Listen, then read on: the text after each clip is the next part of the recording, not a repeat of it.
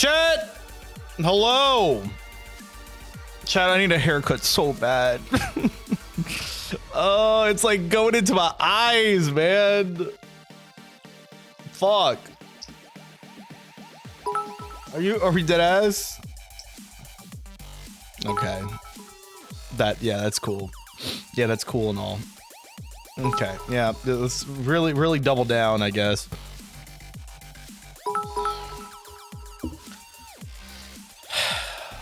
Anything else you missed? Hey Siri, set a timer for 10 minutes.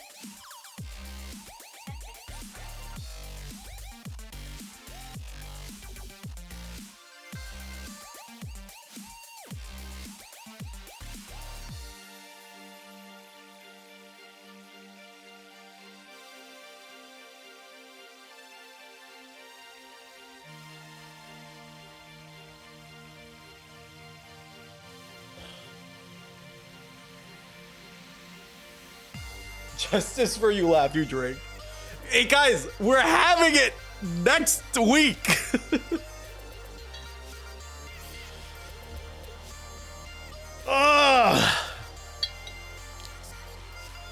You suck. Do you mind?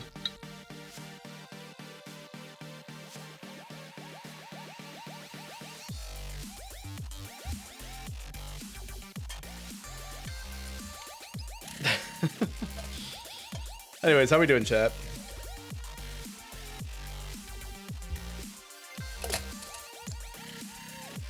Doing good. I have a what was I gonna say? I like started a thought and it exited my brain. I have no idea what I was gonna say. Oh well. Doing great actually, that's good. You guys been enjoying Lethal Company? I think we're gonna do another Lethal Company stream this weekend for Sunday. So that'll be fun. Chat, I didn't do my Duolingo. Oh no. She's the only person mad about this information. You don't have to play if you don't want to. Jeez, like, but you obviously have the option. It's far, isn't it? Toi desu ne. Elevator wa toi desu ne.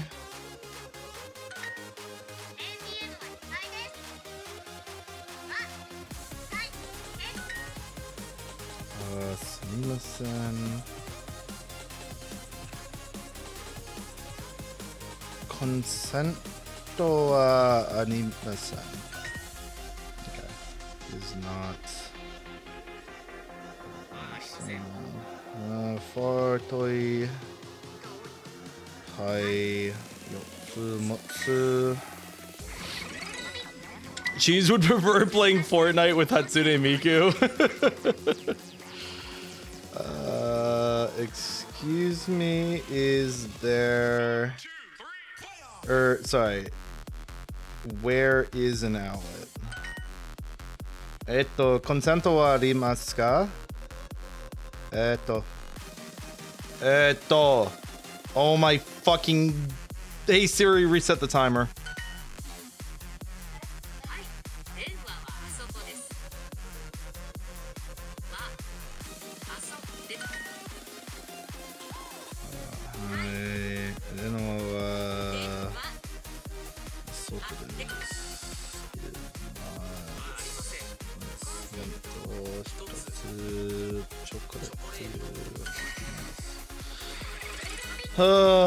I could also play Repo of Miku. This is true. You could do that.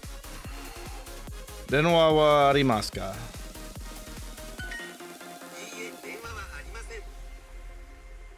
No, we don't have a phone. Kaidan. Blank wa nikan desu.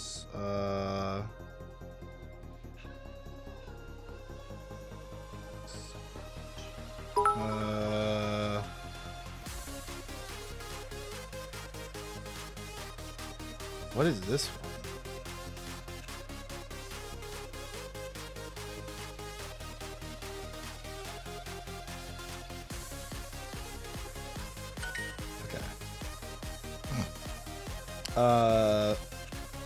Fartoi, well,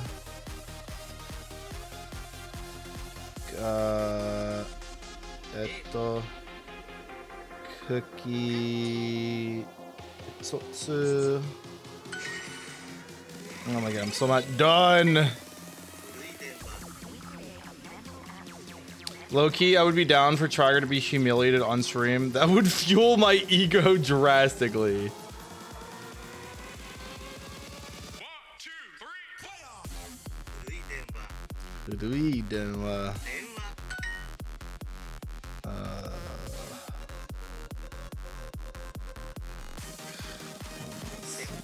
Total 全部で Big is Oki, stairs Kaidon. Cupcake! Alright. We're done. Thank you for your patience.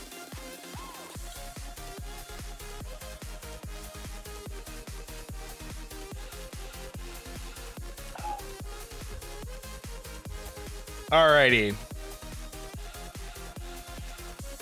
What did I miss? Besides you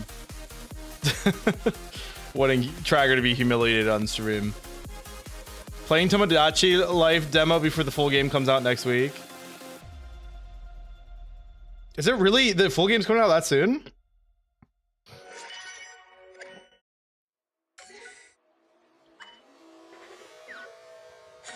April 16th. Wow. Okay. That's not too bad. That's pretty soon. Can we play some dolls? We can play dolls at the end. If we have a reasonable amount of time. We love ending on the dolls. We love ending on the dolls.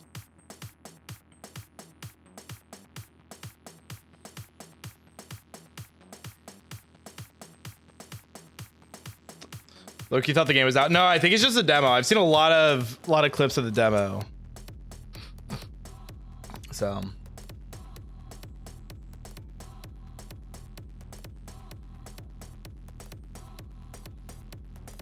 a fair flip sitting in the corner. Oh wait, you said bowls. Do you mean like marbles? Sure.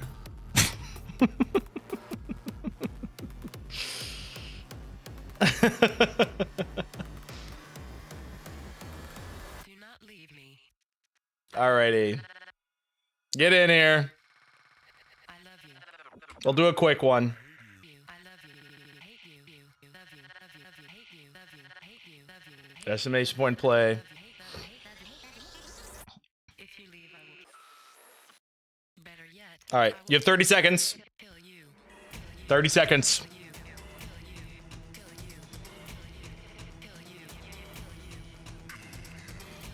20 seconds.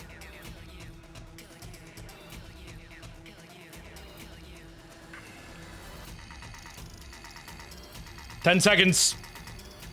If you want to play, you better get in. Here we go.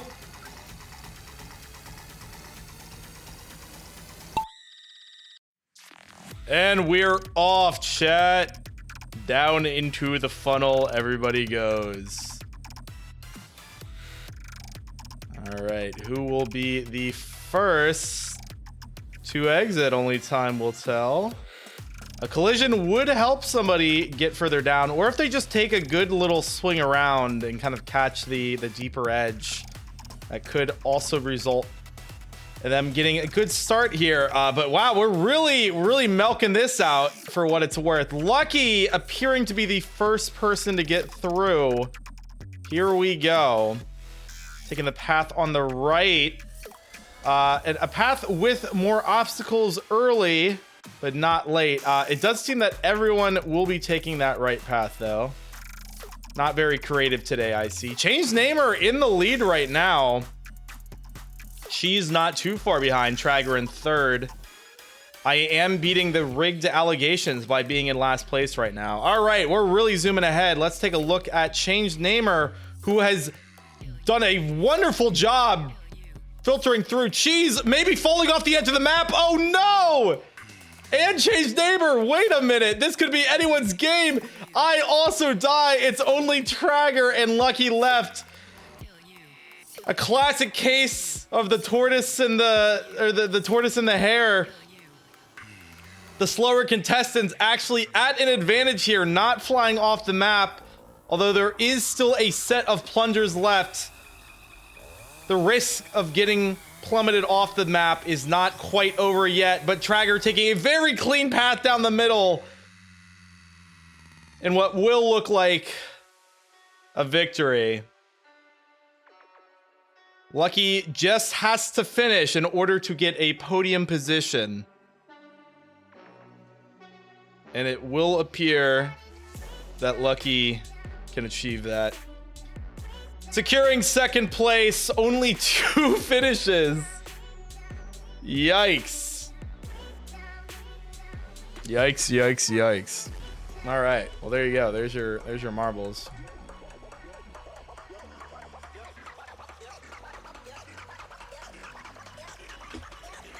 All right. We should get into EDM review, because the sooner we get into EDM review, the sooner we can get to unfair flips. So let me get this call going. All right. I'm hopping in. And I will await cheese. Hey guys. Hello. Hi. Shit, I How's got it something going? stuck. Are you eating? What? Are you eating? Yeah.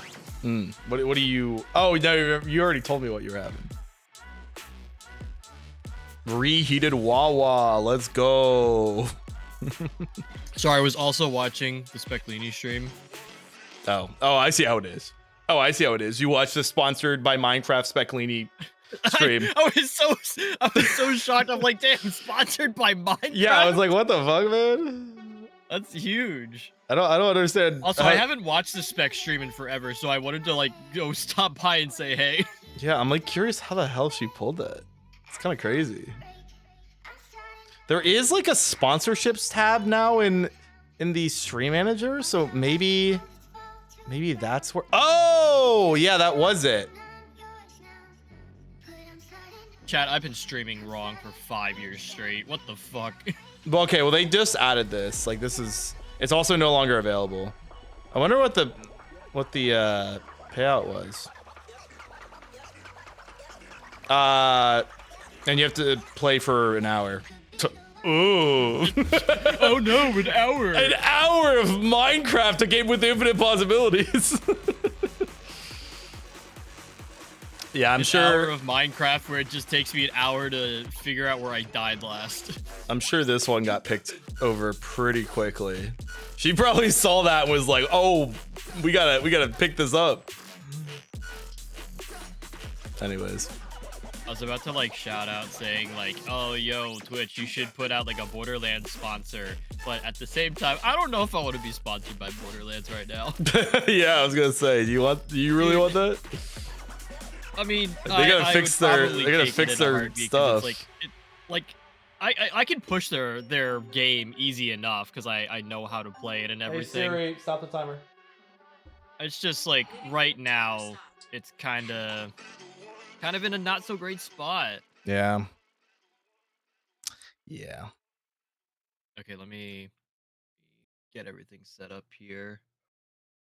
Oh, let me get the stream together going. Oh yeah, I forgot about that for once. Look at me. This is growth chat. Okay, what is? Oh, sorry, I was unmuted for a sec. All right.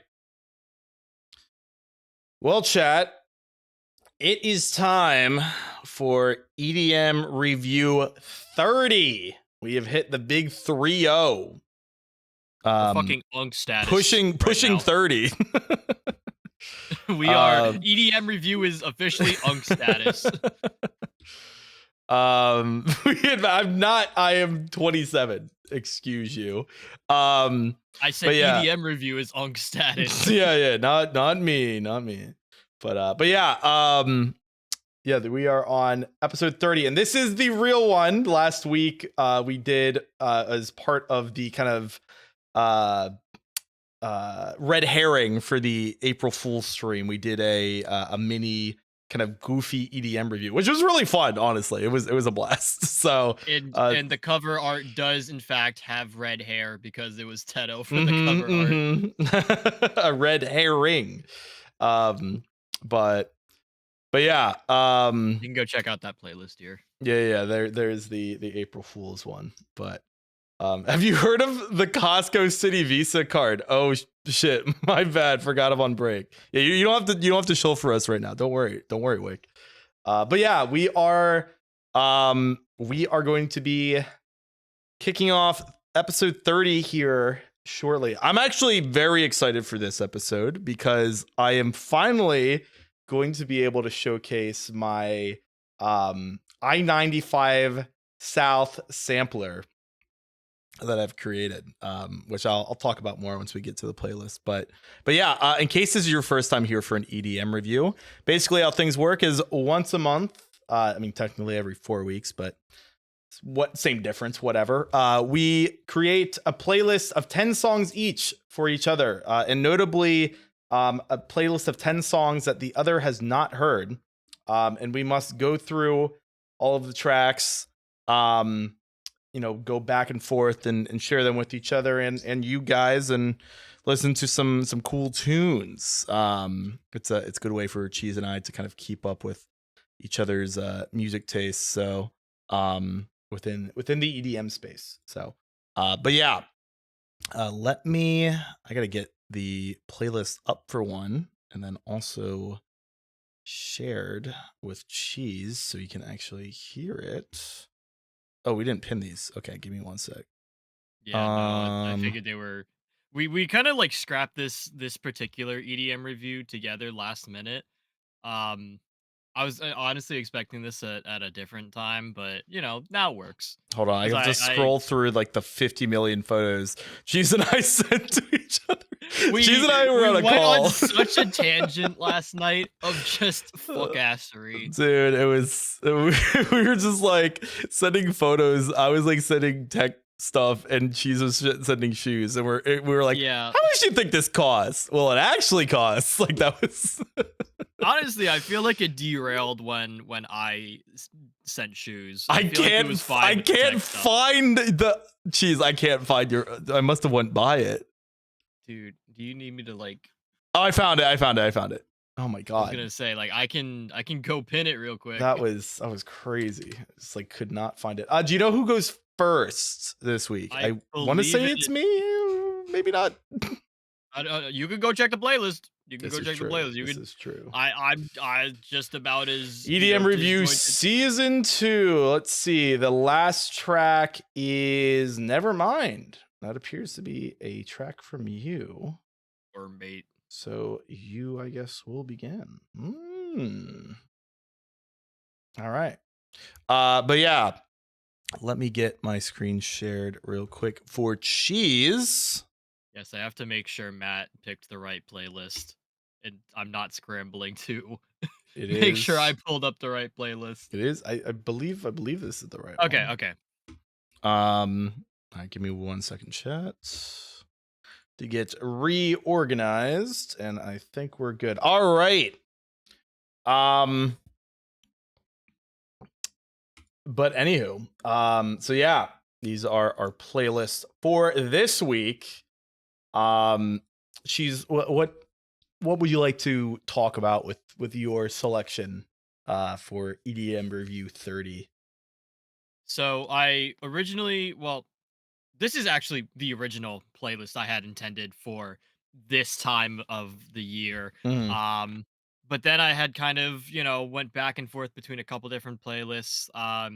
Particularly one that I thought would maybe match the kind of theme of I-95 South. Well, not match it. I think it would just completely go against what you have created as your, playlist. But Yeah. sort of a little thematically, it might be similar. But that playlist sampler is that playlist in general is very sacred to me, and I was just not feeling it for today. So I went with the original plan of highlighting a newer record label. I don't really know how new it is. I don't really know too much about it. But we have featured it before on EDM Review, and that is Break Room. Mm-hmm. Some notable artists on Break Room right now are Hex Cougar and Tazoki. Um, and I believe it was last year they put out a little like a small compilation EP featuring a whole bunch of different artists, including Sport Mode, My goat. Asian, Odd Language, ILO, and Quarter. Yeah, I said that right. And then I tossed in a few other break room releases. So this I is was, entirely That's got from triggered because you said quarter, and I thought about unfair flips for a second, but it's okay. yeah. Oh, and yeah. So all of these releases are from the break room discography. There have been a few more since I've put this playlist together. There were a couple that I cut off of the list, but overall, like pretty solid. And at least for the ones that are off the compilation EP, it is all in the order that it released, or like that it comes up in the EP. Okay. All right. So it's honestly kind of a more like normal EDM review for me. So like it's not really thematic in terms of like the genre or the sound. Yep. It's more thematic and like they all come from the same record label. Yep. All righty. Well, this is one that I've been saving for a while. So I'm gonna sound like a broken record for anyone that's tuned into other EDM reviews because I've talked about this I think a couple times now. But I am in the process of wanting to create some new thematic playlists. And two of the playlists that I'm going to be creating are called I-95 North and I-95 South. I-95 North is going to be a lot of like kind of heavy drum and bass and like that kind of like high energy stuff. Like My Road Rager, essentially. yeah, basically music to go felony speeds to. Don't actually do that, but theoretically. But I-95 South is kind of more of like an emotionally charged playlist. It's kind of a complicated playlist because it is meant to capture a variety of emotions, and one of the ways that I describe the differences between the playlists is I-95 North is like I want to go for a drive, whereas I-95 South is like I need to go for a drive. slash neg like like derogatory like I like my mood is shit for some reason and I just need to like get out and drive for a bit. And so that's why this is going to kind of capture some different emotions. There's like kind of frustration in here. There's like sad nostalgia. There is loneliness. There's I don't know, just like almost like a dissociation that Cheese kind of has in one of his other playlists, but That's an entire other playlist. yeah, but so that's kind of thematically how this works. Now, I do want as a disclaimer, not that anyone really cares, but this isn't like super pure to like the I-95 South like theme. It's I had to get 10 tracks and 10 tracks that were like easy for me to find. Cheese hadn't heard before. So like off doing that, it was some of these I think are pushing out of the I-95 South kind of philosophy a little bit. Like I mentioned a Cheese, like an example I think is like the Pluko track here. I think is maybe like a little bit too intense for like the vibe I'm going for. But anyways, it's still I think good enough to capture the general vibe that this playlist is meant to do to represent. So anywho, with that being said, why don't we get started? Anything to tell me about this track with Hex Cougar and Risku? Or Risku? So I don't I thought it was rescue, but I have rescue. no fucking idea. I don't know. Chat, when have I ever been good at pronouncing anything? When have I? Period. Two returning artists for EDM review. Fantastic on their own. Great when they come together. I'm trying to remember it, like what this release went through in terms of like if it was an EP or whatever. Because it is a Hex Cougar release. Let me see playlist. I have it here. Um, albums. Did they actually update? Yeah. So this is off of Hex Cougar's Visions EP, as the cover might suggest. Um, I don't think I had one other track on here off of this EP that I was going to put into this rotation of EDM review, but I have since pushed it off just to kind of fit some other stuff in and kind of make the playlist flow. But what the fuck? What was Hang on, my that? phone just that's my phone. I I s- Matt, Your phone just wanted to chime in for a bit. no, it wanted to tell me that I sold a pair of shoes, and I want you to take a guess as to what pair I sold. By the way, chat, this is sort of what we were doing last night in terms of like structure. I don't know. I don't know. I don't know which ones. They were very goofy. That's your hint. Goofy. Oh, wait, did you own a pair of the you didn't own a pair of the Porsche ones, did you? Oh no, not those. I Oh. want a pair of those. Okay. No, I Is it the same so brand like the other ones you had? Oh fuck no. Oh, no. Not the ones I sold. I'm sorry. I'm sorry. I sold the Lego and Crocs collab that had come out. The big ass Lego That's brick the ones shoes. that were like unwearable, right? They are in fact okay. unwearable. I didn't like go outside of my house in these. You just like, but yeah. I did put them on my feet, and dear God, they fucking suck. It is purely for shock factor. And anyways, I sold my men's size 7, which is a small size for those of you who don't know shoe sizes. And if you don't know American ones, because there's also different shoe sizes across the world. So, well, W. Sorry, hang on. I'm trying to pull up the email so I can double check how much I sold them for, because I wasn't expecting them to sell. Yeah, I sold them for $200.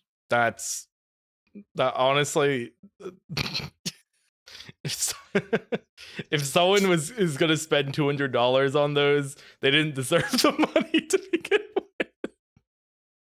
Did I say that out loud? No, I'm kind of in agreement with you.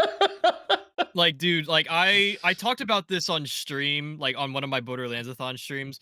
I sold a pair of like kids Air Jordans for like 150, 160, something like really high. And I'm like, motherfucker, you're paying over $100 for a pair of kids shoes that your kid is most likely gonna kick off in 2 minutes. Yeah. What is wrong with you? Like, you can't be like, you have to be a first time parent if you're thinking that's like an okay purchase. Yeah. But no, this time it's quite literally an adult with small feet, or a dumb teenager thinking, I want my feet to look like literal Lego bricks, and I will pay a large sum of money for it. Also, I get to get this fucking shoe out of my possession. True. All right, we should probably get to the place.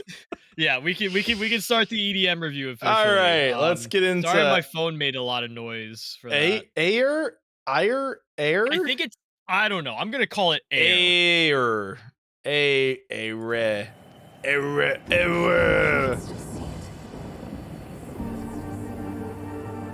W sidetrack.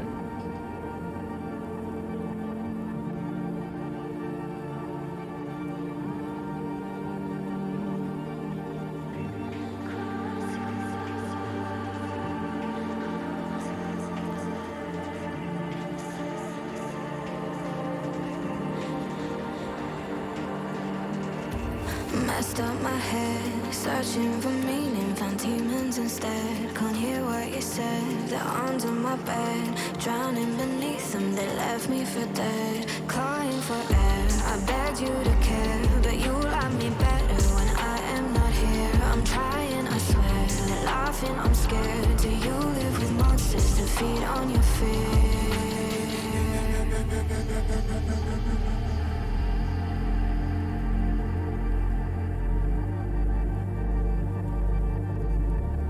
I think it is air. They said air. Cross your heart, hope to die. I said I'm better, you know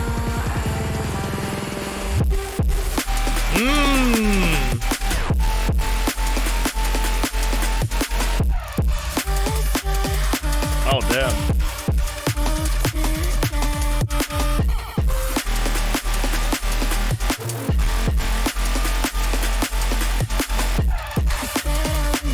All these breaks.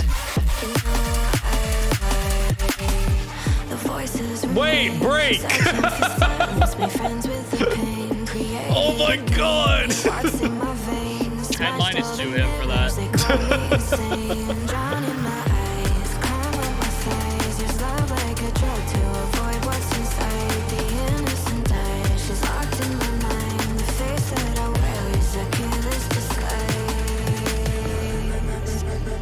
Chat, you're sheep. You're sheeple.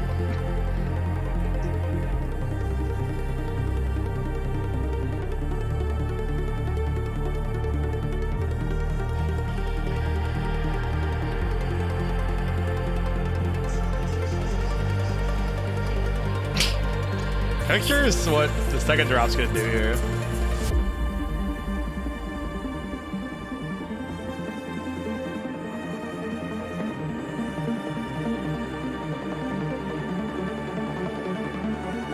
What's that one genre that has the word hard in it, but not hardstyle or hardcore?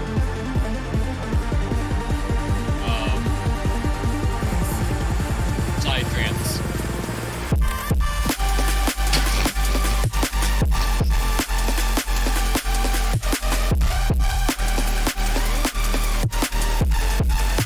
Oh, hard, isn't it called hard wave? Isn't that a thing?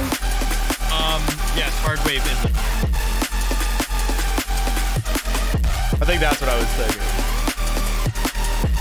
I don't think I would classify this as No. This isn't hard wave. I was wondering if it was going to be a hard wave drop. It did not end up being. No, if you saw Sublab on here, you would most likely hear some hard wave. Yeah.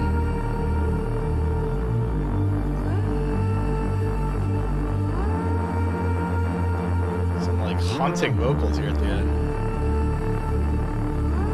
With a nice fat Reese bass. All right. Very nice.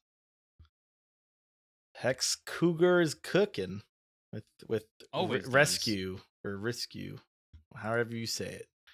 All right. Chat, time to obliterate the fucking vibes. So, a returning artist, but in a very, very different kind of emotional style for this track. So Glitchcat, is an artist that I found relatively recently, and have been really enjoying their stuff. But I dug back further in their discography once I, kind of found out about them as an artist, and in my exploration, found some songs that I was not expecting, given the usual kind of upbeat, Glitchcat sound that I've showcased on EDM review in past episodes. So this is an older one, and also a very, very underrated one from Glitchcat. And this is probably the most unusual thing I've ever selected, I think, for EDM review in terms of what I typically put on. It is going to be. You want to take that one back real quick and think about what you submitted last Wednesday? That's not canon. What do you mean it's not canon? What do you mean? It was an April Fool's episode. But I count that as canon. okay, well, in terms of like what is formally part of the playlist, the bulk playlist, this is going to be very different from my usual stuff. So, and yeah, I don't want to talk too much. Let's get into this. This is False Dreams by Glitchcat.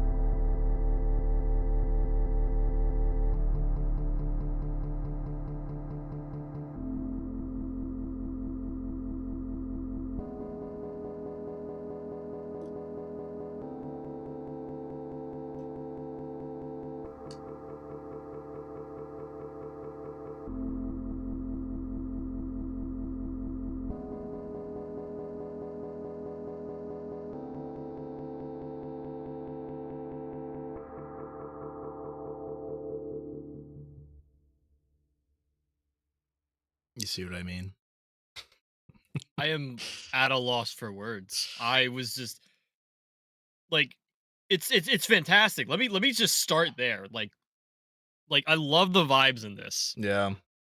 Um, but I was Again, also not expecting something just so minimal and I yeah. don't want to say like empty, but like there like I was like looking at the waveform in the stream and everything. Well, the SoundCloud waveform. Yep. And like I saw it hit that peak and I'm like, okay, it's not really like it hasn't picked up. Yeah, So it's really is just it supposed to like all this is really like the sub bass layer coming in. Like that's it. Like it's a very simple minimal track. But again, this is I think within like the emotional range that I-95 South is meant to encapsulate. This is like the bottom of the barrel mentally, like part.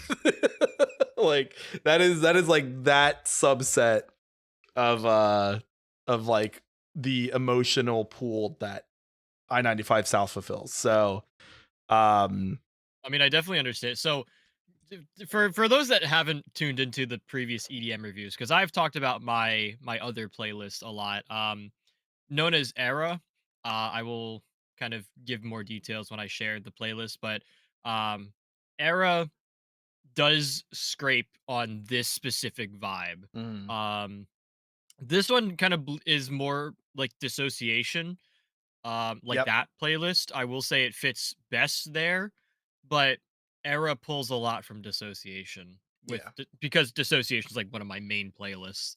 Um, I was gonna say the other track this reminds me of is the One Heart remix of Fallen Down from Undertale. Okay.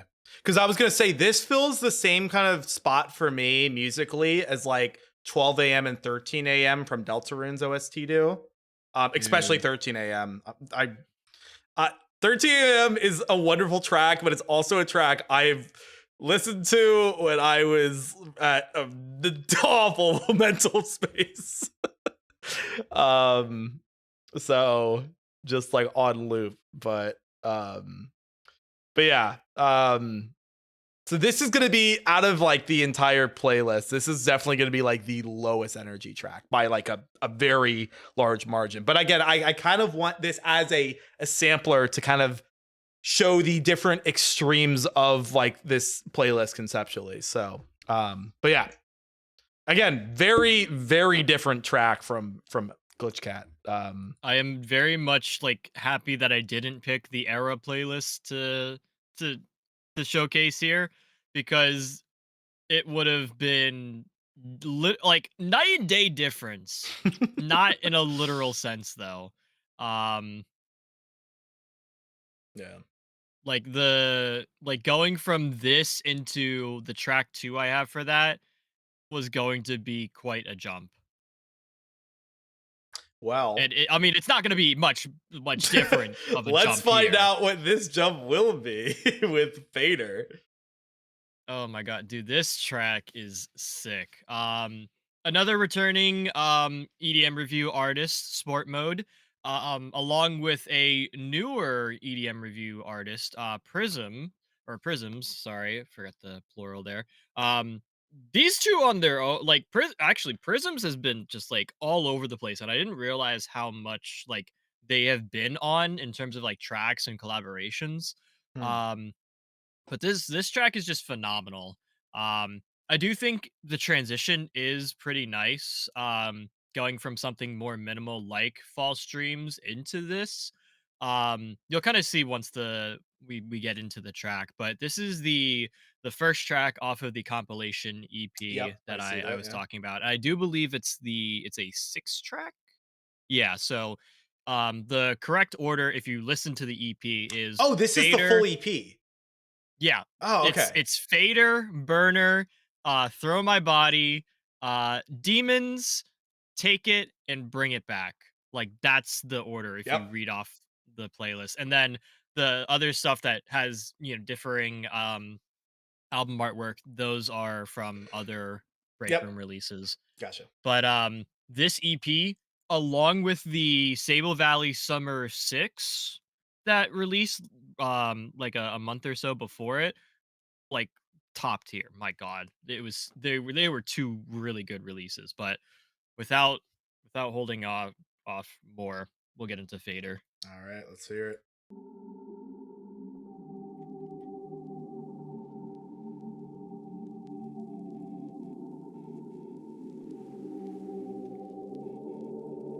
We're at the beach with a record player and Beach? the reverb levels of a church. Wake the fuck up, bro. We are not at the beach. I swore Not I heard at waves. all. I heard waves. Where the fuck am I? Not the beach. This isn't a beach. This is a bathtub. It's not even a bathtub, bro.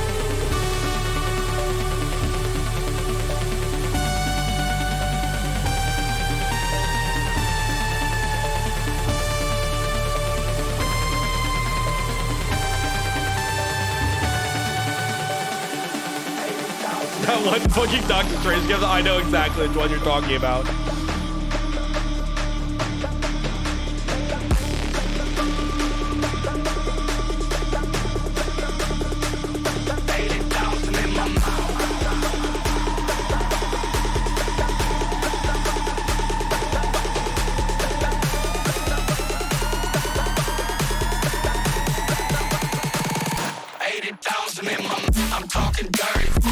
Oh man! Holy! We gon' bust it. I 80,000 in my mouth. I'm talking dirty.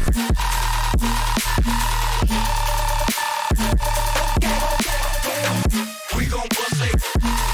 This is gas, dude. 80,000 in my mouth.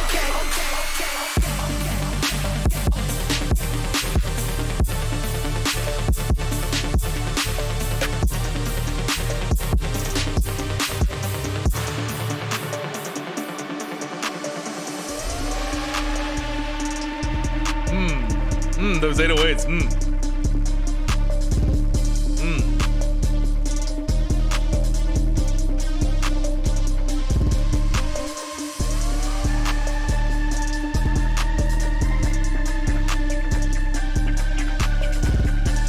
to be shaking ass in this part.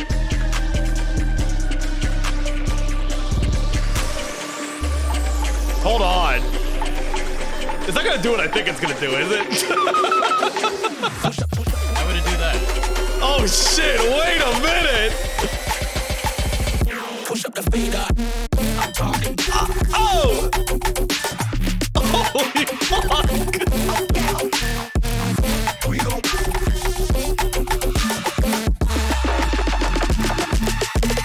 I'm talking dirty. Dude, this is diabolical. We gon' bust it.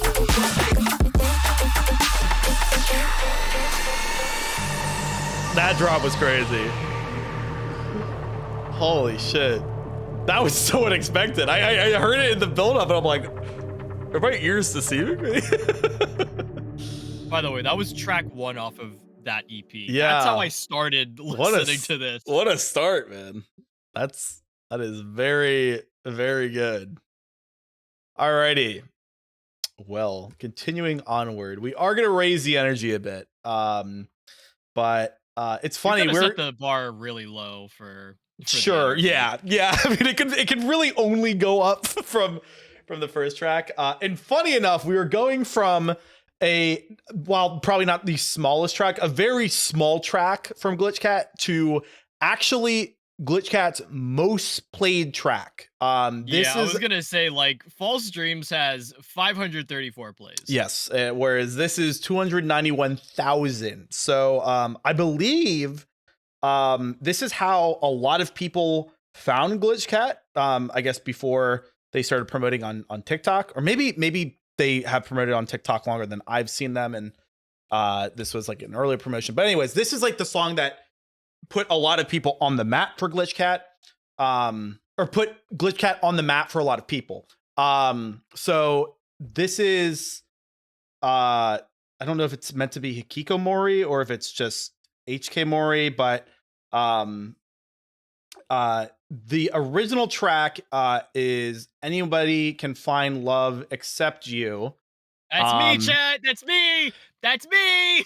And this is a pretty well-known breakcore track. You actually might recognize it. It's like that well-known. So but yeah, this is Glitchcat's remix.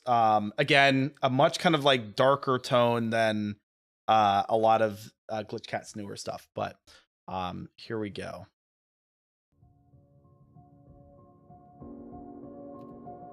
Oh, I do know this.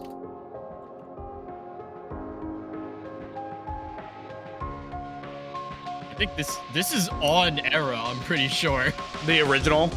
Yeah, the original is on Era. Hang on, let me double check that. Yes, the original is on Era.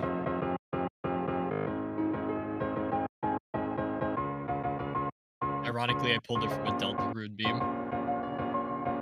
I think I know exactly which one. The one with Susie on the drums.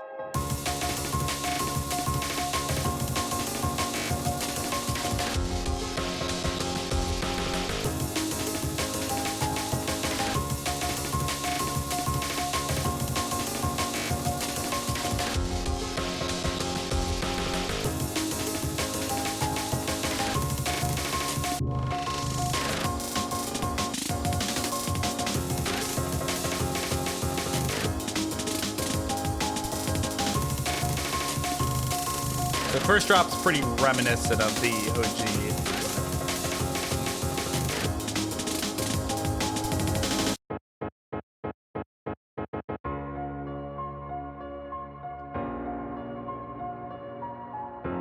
So at least you guys kind of get an idea of what Era is meant to be. That was like a really good snippet.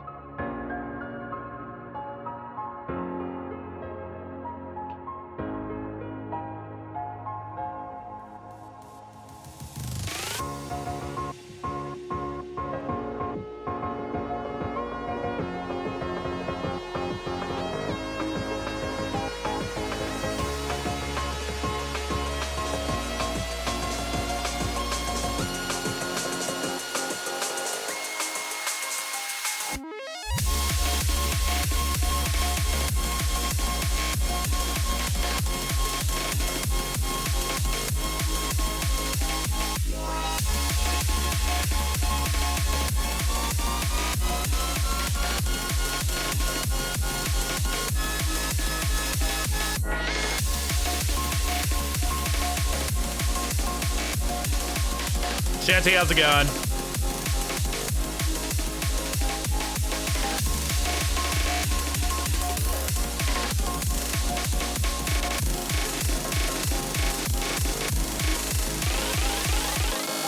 Those are some insane drum rolls. Yeah.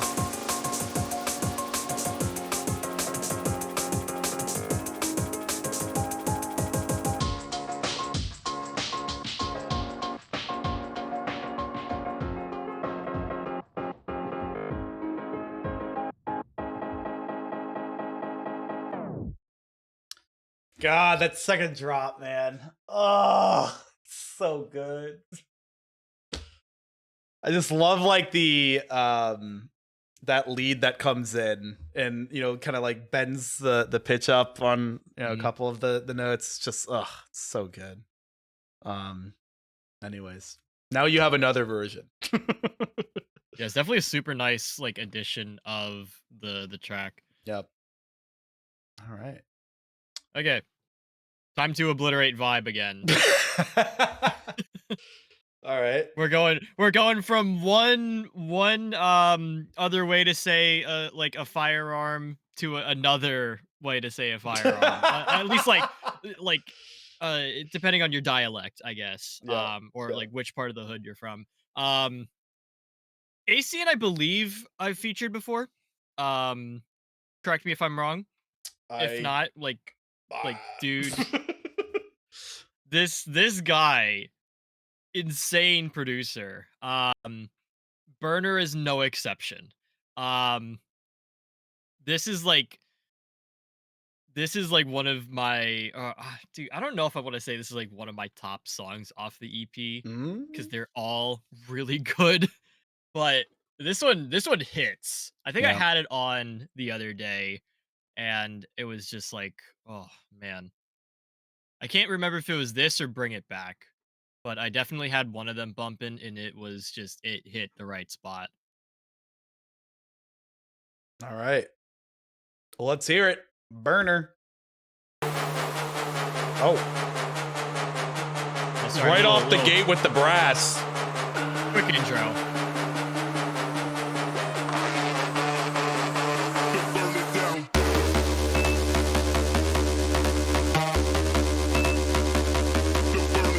Asian said, fuck your sadness. We're going to the club right now, bitch. Turn the fuck up. Well, I don't know what club are you going to? Clubs that are actually raves.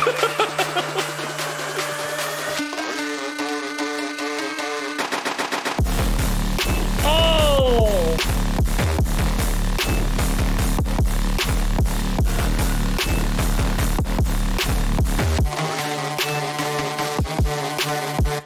Sounds so evil, yes! Yes!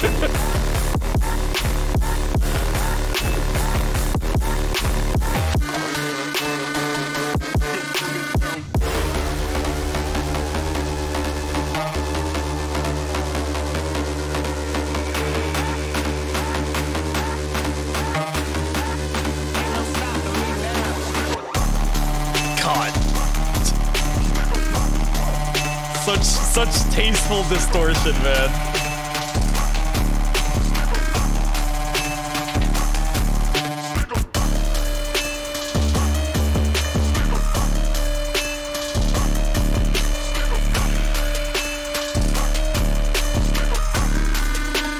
Type of music to play in your car at full volume while pissing off your neighbors.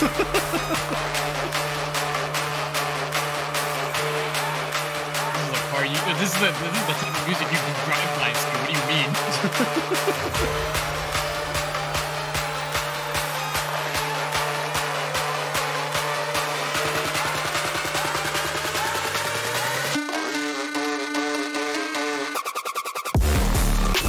Oh my god.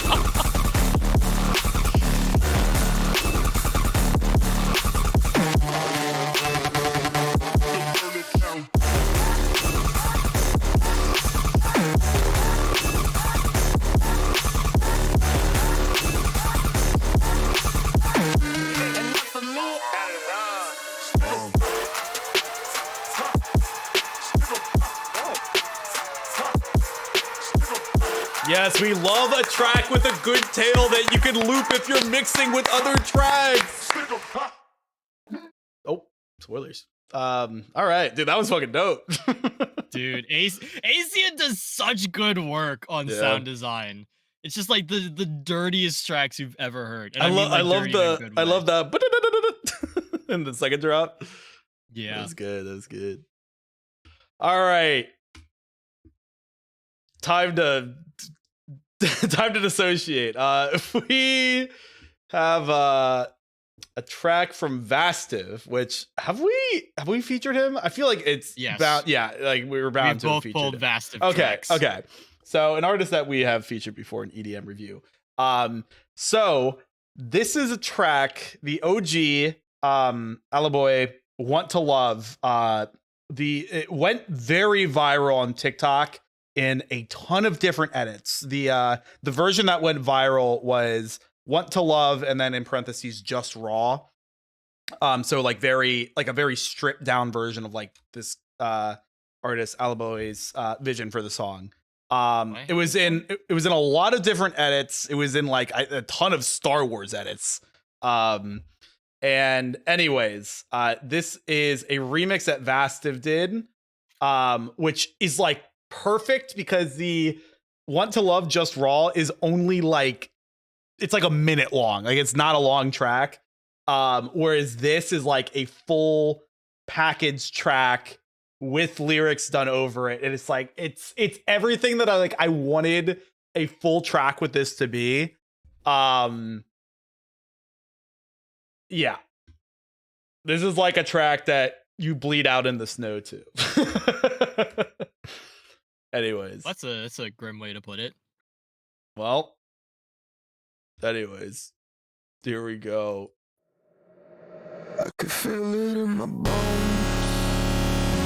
My God. Something's gotta give.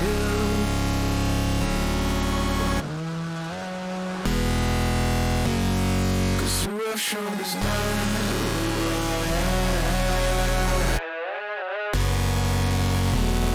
I need a love again. I can see the answer, yeah. Myself. I wanna love myself again.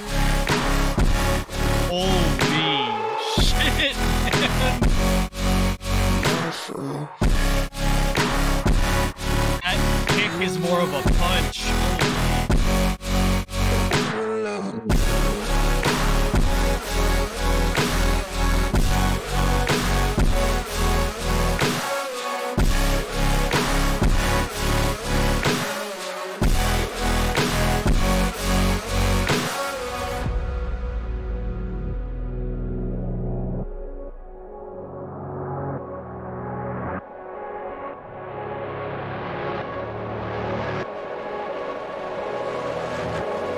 I could feel it in my bones.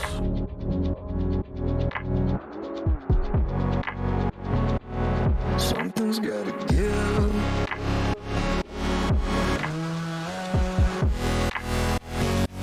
Cause the rough shown is I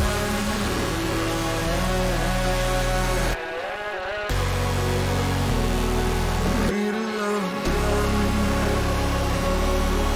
Myself. I wanna love myself again.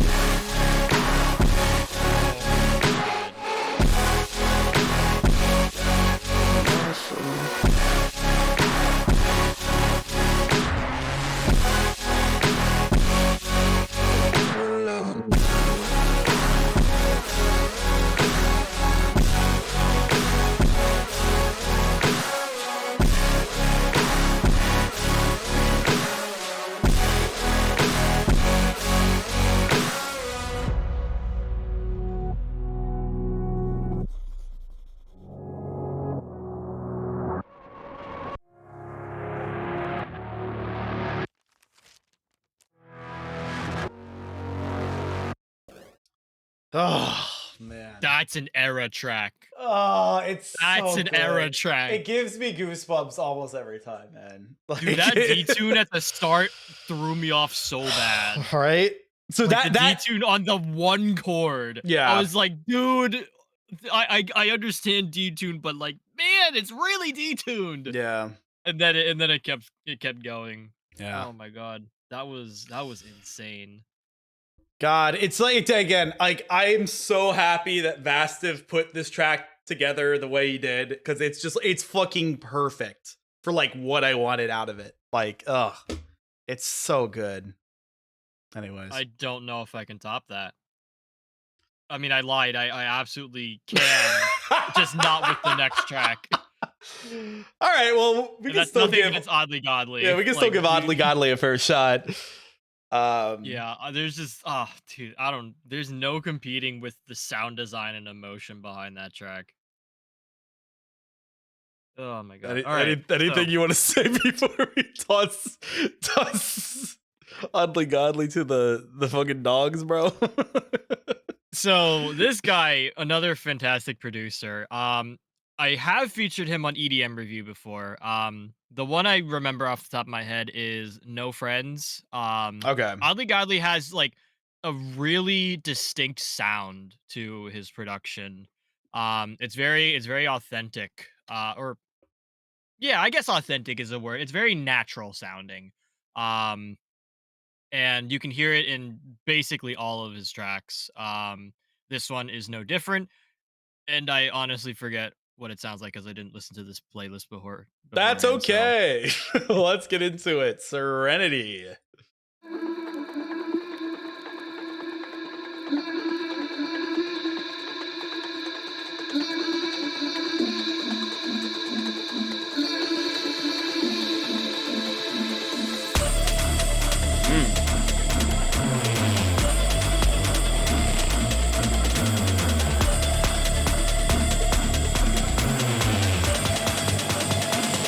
Every time I spit, I'm making it back. Oh my! Holy shit!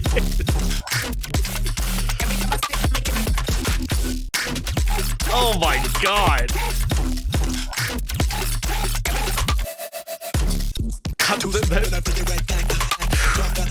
Those first two drum hits were like two fucking punches. Just blah, blah.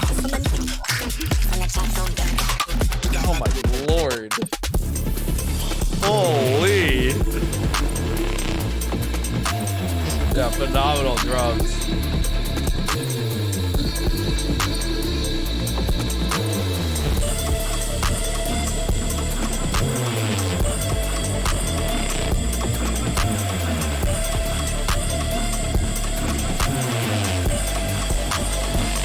Every time I spit, I'm making it back.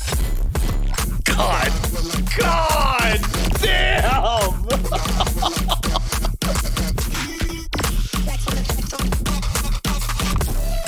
Holy fuck.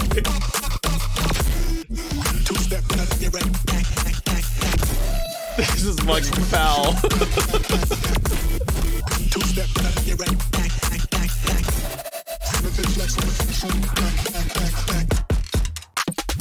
Oh my god. Insane. I definitely feel like you would enjoy Oddly Godly discography. Yeah, I might have to dive into it. Oh my god. I'm ascending. Here I go. I'm believing this plane exists.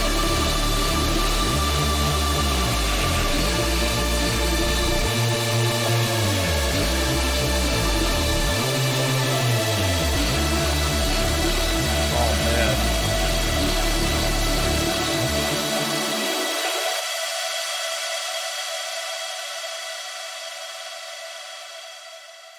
Damn, man.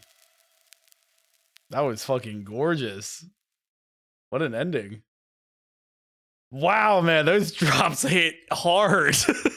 That was crazy. sir. I can't get over that. Like right at the start of the first drop, it was just like plop, plop. Just fucking hit me on the fucking hit me with the fucking the hook. Oh my lord. Anyways, all right. That was quite a listen. All right. So,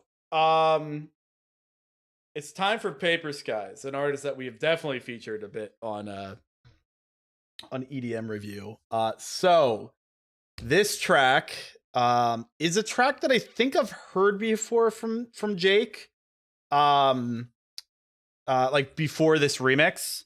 Um, Again, Jake, I feel like has several songs that have done well on TikTok.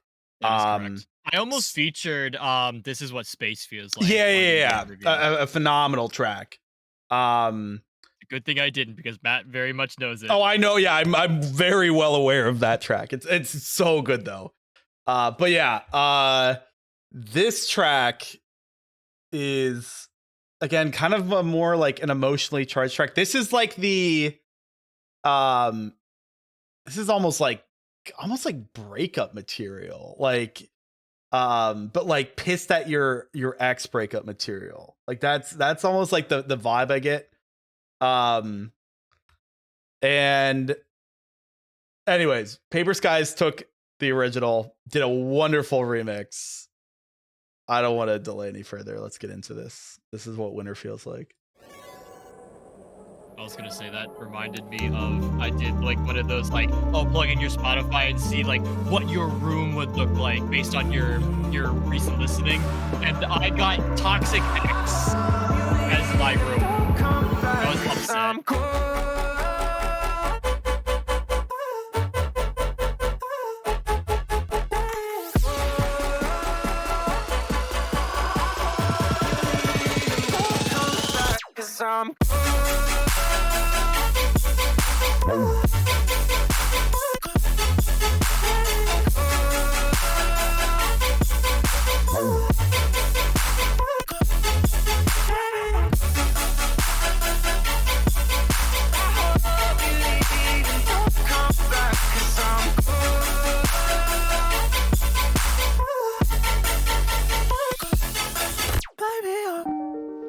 Still cold, cold like I'm seeing my breath.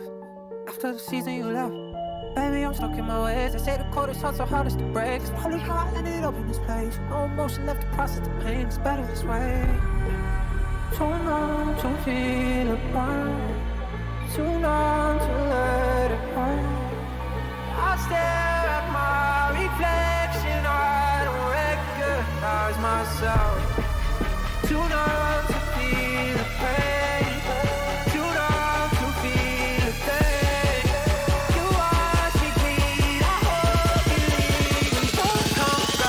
I'm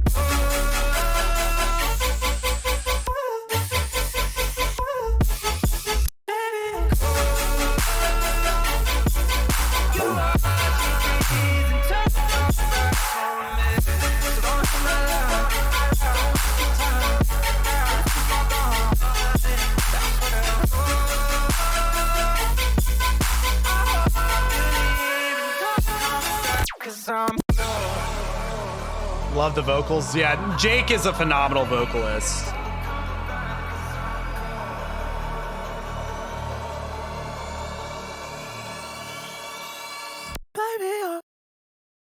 The subs in that second drop, my god. Those are Yeah, man. fantastic. Also, this is Jake really named this song right. This is what winter feels like For me, bro. Yeah. At least like the Paper Skies version. This is the one. Yeah. Like, this is what winter feels like for cheese. And I feel like we've established that already. Yep. But yeah, really, really good work. Again, it helps that you're remixing a song from an artist that has a wonderful voice. So, but yeah, very, very sick remix. All right. Throw My Body. All right, What's going on here? are you ready for me to just like absolutely destroy every little bit of happiness and sadness that you have experienced in this last track? Yeah, let's We are do it. not playing around when we get to odd language. I've featured odd language a number of times already, and I am going to continue featuring them because my god, Noted. they are so good. Like when I said like Burner might be my favorite off the EP, I was lying. Throw My Body is my favorite off the EP. This track is just insane. All of like what God or odd language does is just phenomenal. the sound design, the rhythmic, patterns, the melodies. It's all so well done, and Odd it's language, more like God I don't know if you're language. ready for this. Well, let's just hop into it then. If I won't be ready later, I probably won't be ready now either. Or if I'm the other way around. If I'm not ready now, I won't be ready later.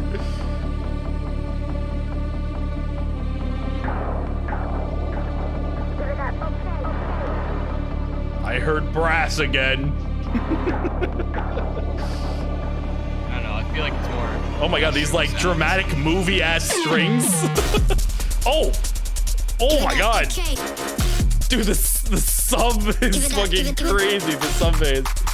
Holy shit.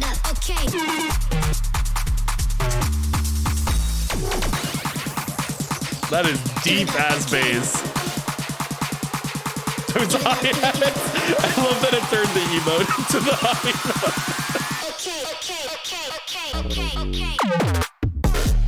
Oh! Oh! Oh my. Jesus.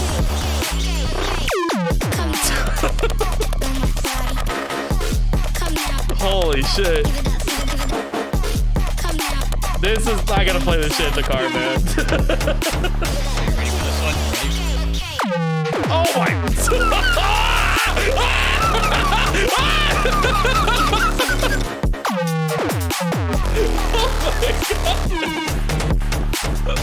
Holy fuck. Oh my god, the growl is so nasty. Oh my god, we're just fucking taking the piss with these 808s.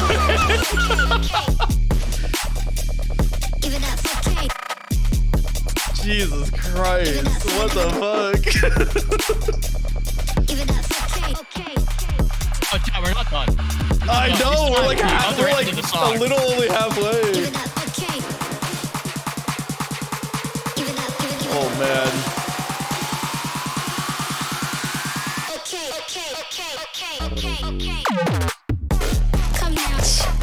Oh my god. This is foul.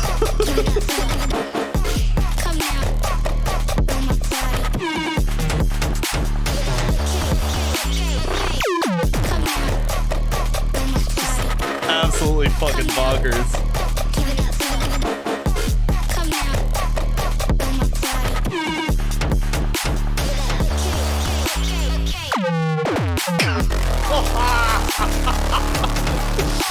God, it's just like, it's like taking a fucking line of coke.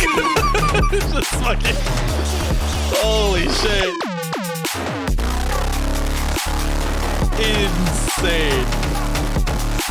Disclaimer, I don't know what that is like. I've never taken coke. In case that was a question. It's what I would imagine. I promise. Chad, I'm a pussy, all right? I only am drinking alcohol. I've done literally nothing else. Oh my god, man. That was fucking wild. That was fucking crazy. Like, honestly, my favorite track off the compilation EP. Yeah, that's... Odd Language just does such a good job producing music. Dude. Like, broadly speaking. Oh my god. Yeah, that's gonna be hard to beat. That was fucking insane. Holy. All right. Well, let's continue on to an artist that I'm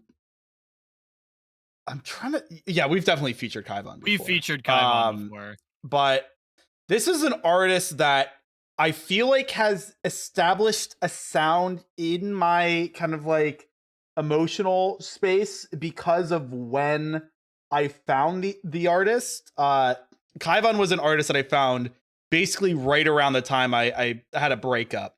And I'm trying to remember which track or which remix it was that Kaivon did that it just like it really hit around the time.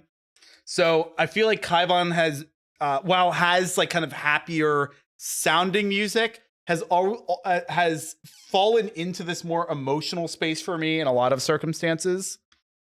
And this feels like a very similar kind of vibe, almost to like the Vastive track ish. So Pixelated Kisses was Joji's like first kind of track that was made public on his most recent album. Yeah, I've been here. I keep getting Pixelated Kisses remixes. Like, in my say what feed. you will about the full album from Joji, because I've a lot of mixed kind of takes on how it came together. But Pixelated Kisses is a pretty cool track on its own. And Kaivan elevated it to the level that it deserved to be at. And that is what you are about to experience. So here we go. Pixelated kisses got me going insane. Replicate this moment from a million miles away.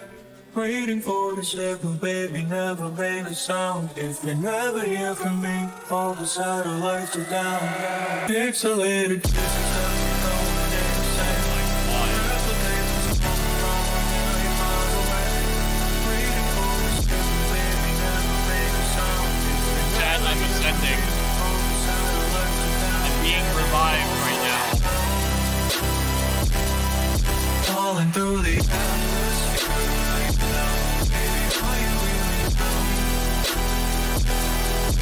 Are you really This is got me going insane. Replicate this moment from a million miles away. Waiting for the second, baby, never make a sound. If you never hear from me, all the satellites are down. Yeah, they're all fucking down. Falling through the atmosphere right now. Baby, are you really down? Baby, are you really down? Are you really down? Baby, are you really down? Are you really down? Are you really down? Are you really down? Down, down, down, down, down, down, down, down, down, down, down, down, down. Are you really down?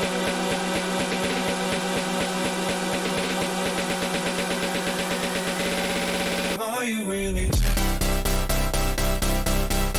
Are you really? Are you really? Are you really? Are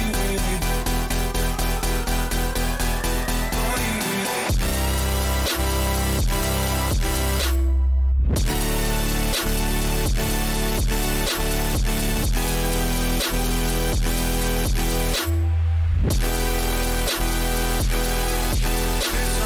This has got me going insane. Replicate this moment from a million miles away. Waiting for the second, baby, never make a sound. If you never hear from me, all the satellites are down. Yeah, they're all fucking down. Falling through the atmosphere right now. Baby, are you really down? Baby, are you really down?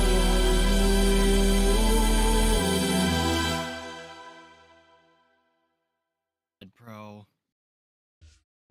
Insane. It's funny because Kaivan can be very hit or miss for me sometimes. This was a hit.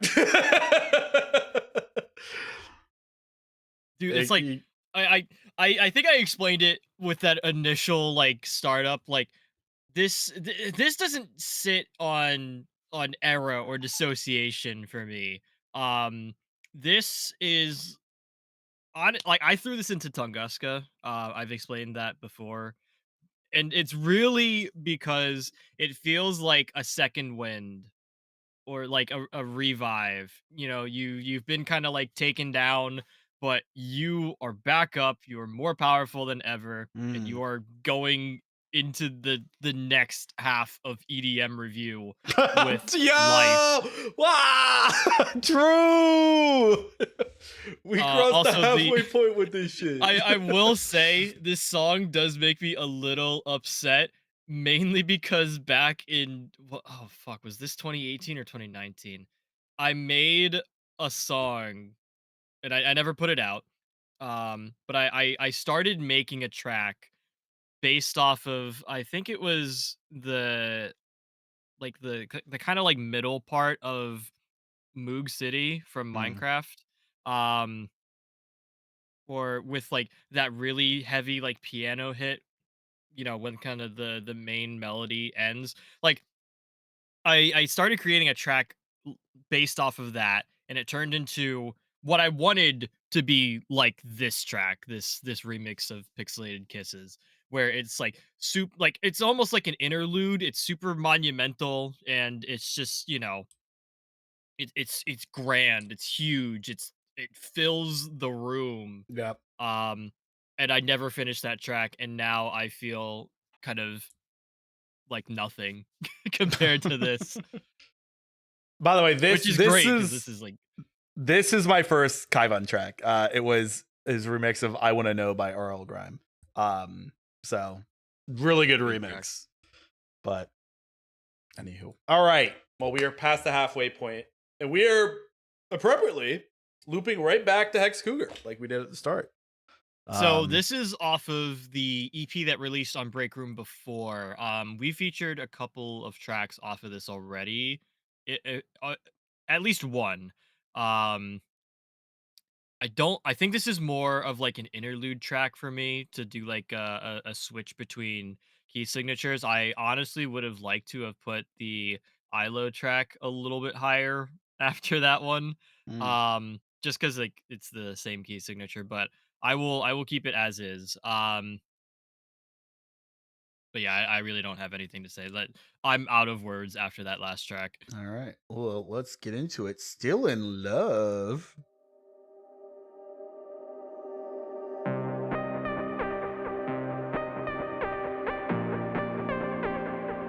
This one might fit into one of your playlists. At least one of them. As vague of a statement as possible. But okay, noted.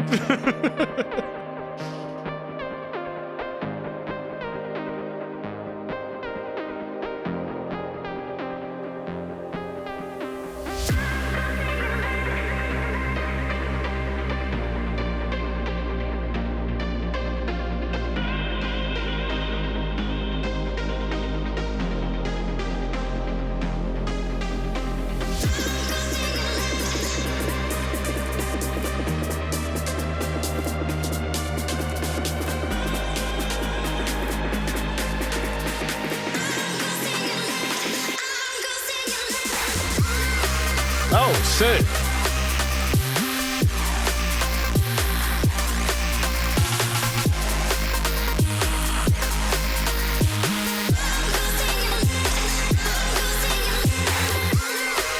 This like melody sound is very like Porter Robinson sounding.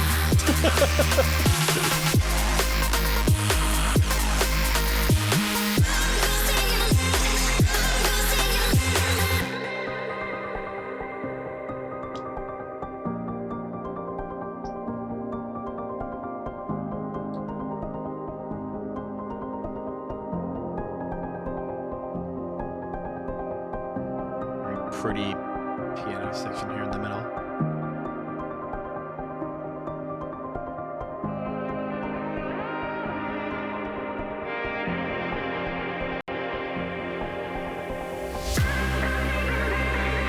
So never mind what happened yesterday. All your problems, that's all gone. The only thing tonight that we have is us. It's us. It's us. The only thing tonight that we have is us.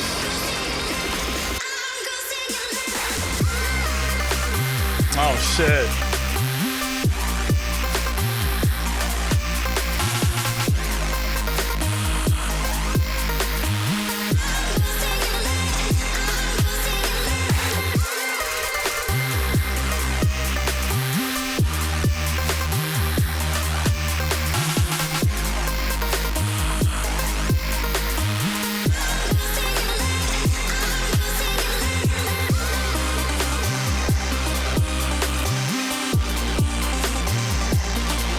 track, man.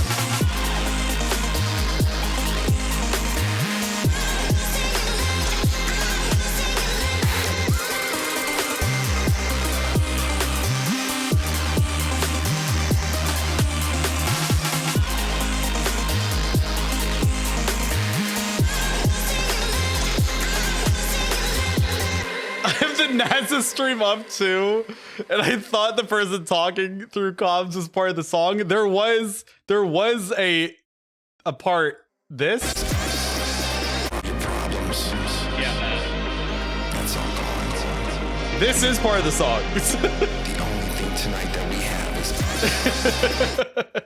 Unless you're reading a different part. We gotta send this one to Artemis 2. Or is it 3? I don't remember the number. No, We gotta send 2. this to the Artemis crew. Artemis 2. I've been making Artemis 3 jokes this week about a couple of things here and there, but so if that's where you're hearing Artemis 3, it was probably from me. That was sick though. Very, very cool. Very cool. Oh, there was actual NASA stuff talking over. Okay. Hold on,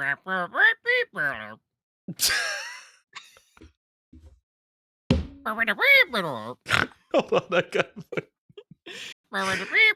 you know I gotta fucking pull it up now. You can't just hit me with the fucking you can't just hit me with the fucking alien fuck ass noise and me not fucking play it, man. There's no world. There's no world. Oh my fucking god. Hold on. We need that as like a soundboard. Classic. Or was it called Robot? Yeah. No, it was the other. I thought it was the other one. Wait, this is the one, isn't it? I don't know. I'm only hearing like half of it. Oh, okay. Well, it's the one. It's the one. Okay. I can hear it. Trust is the one. All right. All right. Let's keep it going. Fluco. So, yeah, this is like the track that I think out of everything on the playlist least actually fits the I-95 South vibe. Again, I think it's a little too intense. But it is a dope track. And I don't know, I feel like it kind of like dips into like the frustration sound, but I feel like the lyrics don't fit the actual like playlist. But anyways, this is Never Fade, Pluko, EDM. Nope, don't replace the image. EDM. I can feel it getting closer. We are never getting older. This feeling will last forever. We'll never fade. We'll never fade. I can feel it getting closer. We are never getting older. This feeling will last forever. We'll never fade. We'll never fade. We'll never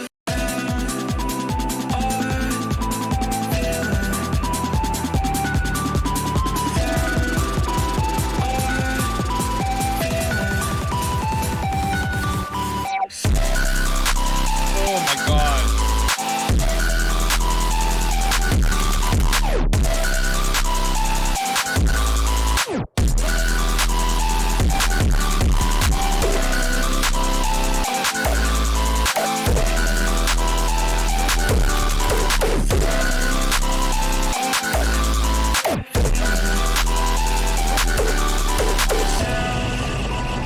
It's so weird hearing these like hard style. Yeah, the kicks in a like a this kind of track. And not 4 on the floor pattern. Yep.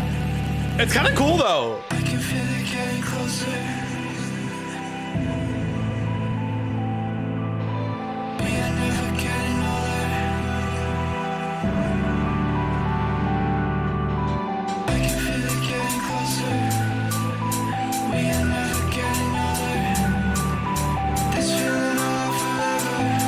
We'll never fade. We'll never fade. We'll never fade. Fade. Fade.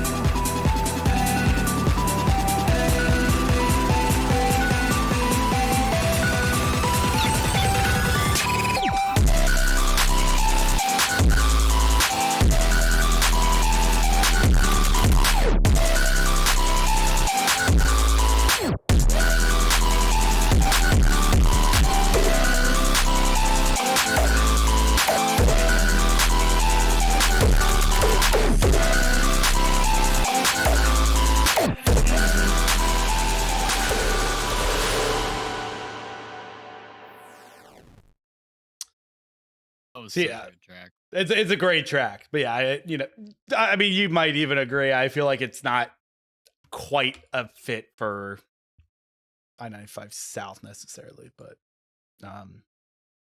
it was the best I could do. It makes me want to feature my other Pluko track that I have. Yeah, because I mentioned to you in DMs, I have a track with Pluko and Jewels that I've been meaning to share with you, which I feel like you might have hit already, but I'm kind of hoping you didn't. no promises. But I had pushed that off to another playlist. Yeah, we'll have to see, because I do have a couple other Pluko tracks. So, but we'll find out when that's relevant. Anywho, all right, ILO. This track cannot compete against anything we just listened to. I'm just gonna say that right now. It's good. It just does not really dogging on aim ILO here, man. Dude, I feel bad because like this guy is like really good at like, you know, I featured a number. Well, I feel like he's like kind of climbed into my rotation of, you know, music listening, because we had his their feature on High Fashion with Liz Deck.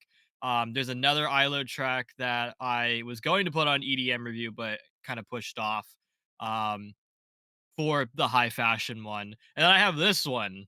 And I'm like, dude, this guy's fantastic. But at the same time, I don't know if it competes with any of the sound design we just heard. It is a very different vibe. All right, well, I'll hear it out. Let's listen to Demons. Oh, it's not a tight track.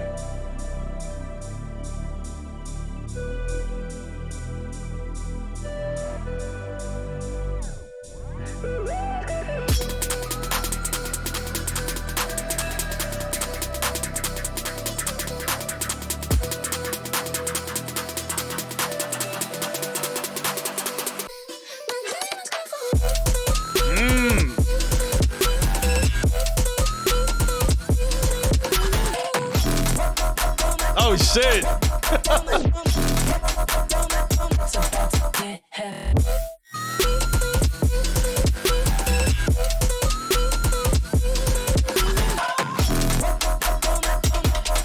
This is so 2010s. This part.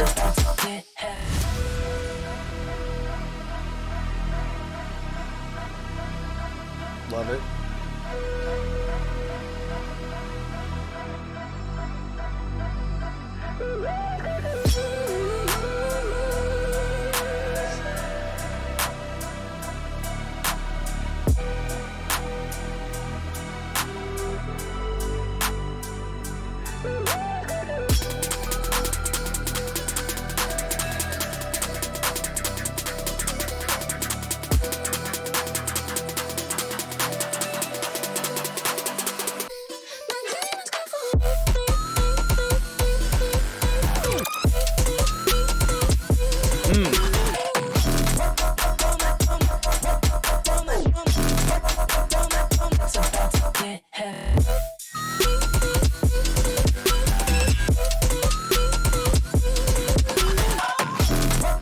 There's a little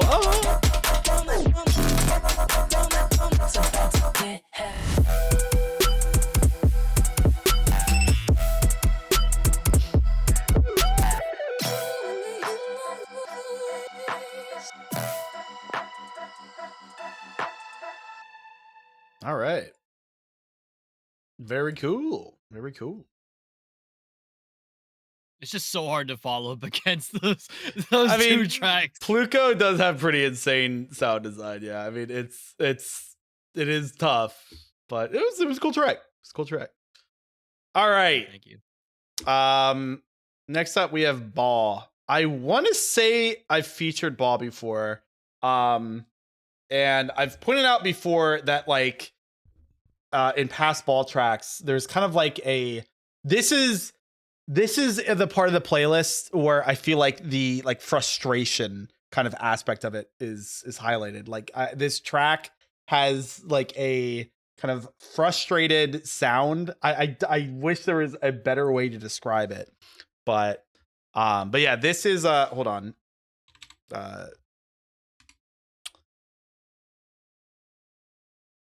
No quise ser así. Which means I didn't want to be like this. So Neither did I, but look where we are now. So yeah, let's get into. No quise ser así. Okay, why'd you say it so slow that time? She's fucking spelling it out to me like I'm a dumbass, which I guess I am. All right. Well, anyways, let's go. Also, crazy fucking album arts. Bro needs some more dingo lingo after this.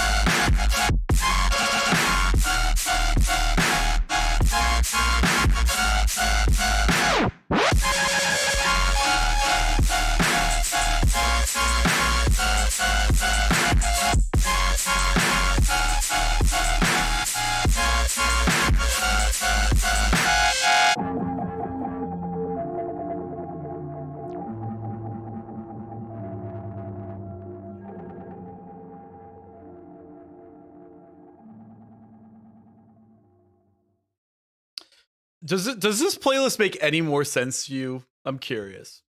Or no? It's I don't even know how to describe it because like I feel like you've how do I even put this? Like you've definitely hit era tracks, like era level tracks. You also hit me with a couple that are just fantastic that I would not have thrown into era. Yeah. Some of it double dips into dissociation, which is what I thought 95 South would be closer to. But I'm also like, dude, I still can't really fully piece it together. Like, I understand it, yes. I get like the emotions and everything that goes into 95 South. It's just like it's putting two separate worlds in my brain together. Sure, yeah. Yeah, I feel like there's like a Venn diagram of like 3 circles, and you have like I'm gonna draw this on stream. God. I feel like within like it's a Venn diagram, but not one that's like this. It's one that's like this. And like this is I-95 South. This is Era. And then this is Dissociation. And so like while these have overlap individually with South, I think you have these more separated as ideas. You know what I mean? Whereas Yeah. I have it more together. But that's just how my brain works.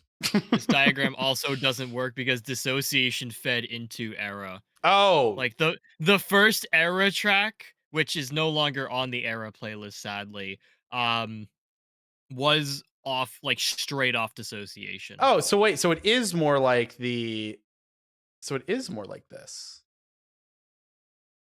It's weird. So Era, Maybe it's Era's a multitude of playlists. So Era, dude, I'm getting into the Era like details. hold on. Era I'm is a revising. combination of Dissociation, Razors, and some ho shit. Maybe it's more like this, where this is 95, and then this It's like a is 3-dimensional diagram. and Dissociation.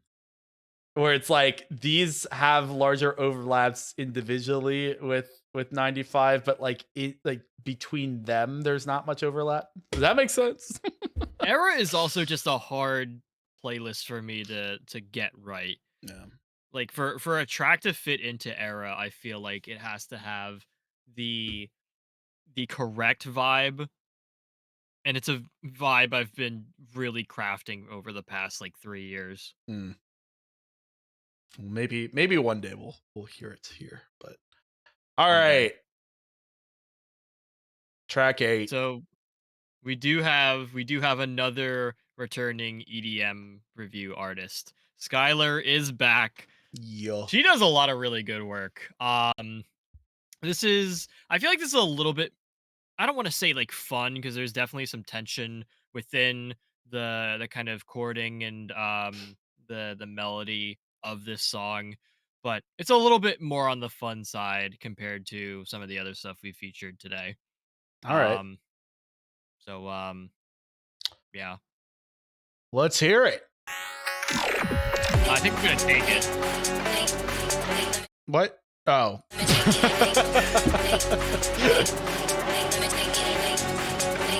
Take it.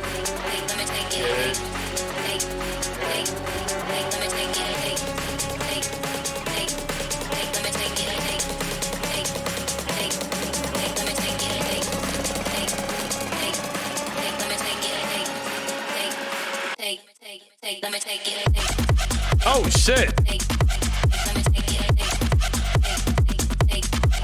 Very unexpected.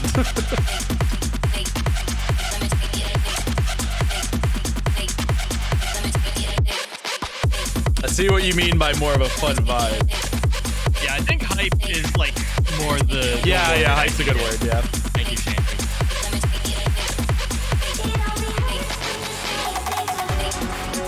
Like I'm jumping right now, you know?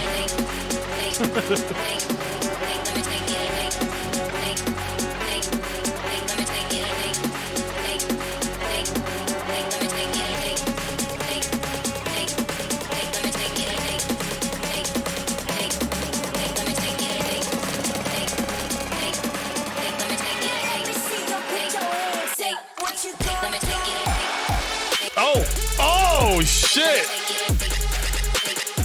Oh my god. This would definitely go on my hype shit playlist. Holy shit. Get more of those hardstyle kicks.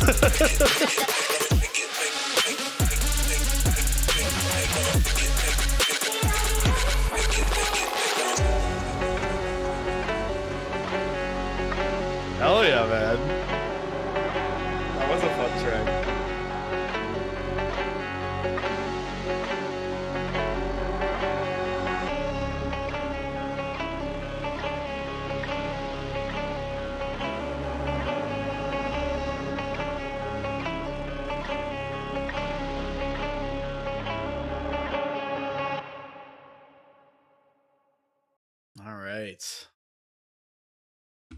Kyler does cook, man.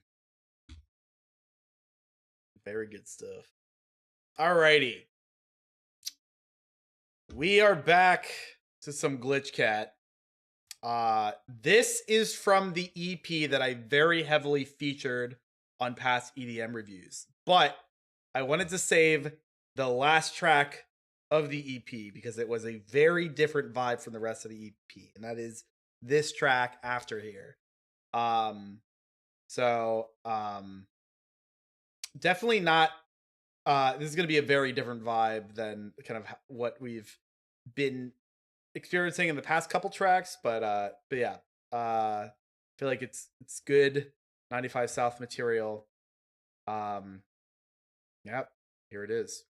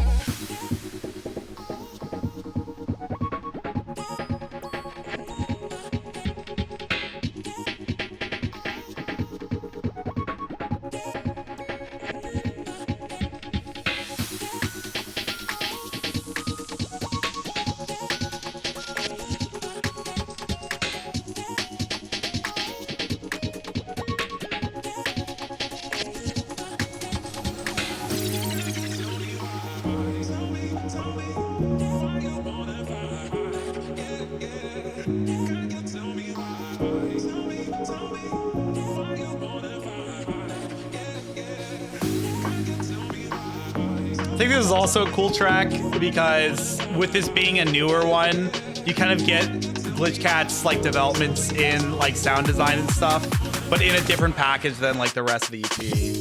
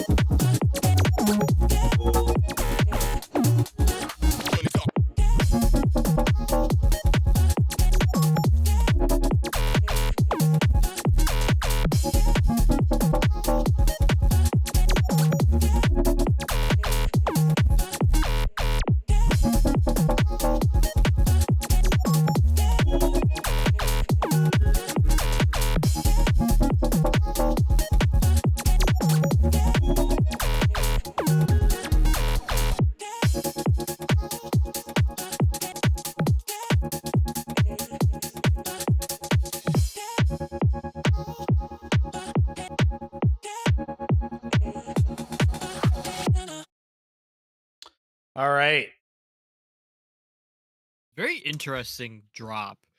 Like you have like that like more like I would call it like a cityscape kind of vibe. Yep. Like I would definitely drive through the city to this, but then you have those like little like blips within the drop Yep. that feel like we're kind of working in like a I don't want to say it's a more major key here, but you have those blips that put it into a more like minor key where it feels like it's a little bit more tense and dark Yep. and it almost feels like intrusive thoughts working through. That's a good way of putting it. Yeah, I like that. Cuz like Yeah. I'm like trying to compose my thoughts about it. I'm just not really sure like what to think. Like it's super interesting and very well done, but it's also like some of those like, little blips like stand out significantly, Yep. especially in context of I-95 South Yeah. No, and again, I think what that's almost like a very interesting way of putting it. Yeah. I like that. I like that analogy or comparison. All right. Well, let's bring it back to your playlists. we're bringing it back. All right, quarter. Chat minus 2. Quarter. Unfair flips. Quarter's actually like a really good producer. I haven't heard too much recently. I just haven't been on top of like their discography, but they do a lot of good work. I'm glad that they have the break room release. And again, this is the last off the compilation closer, yeah. EP. And it's a pretty good one. All right. Let's hear it. We'll bring it back. Quarter, bring it back. Quarter, maybe throwing it back.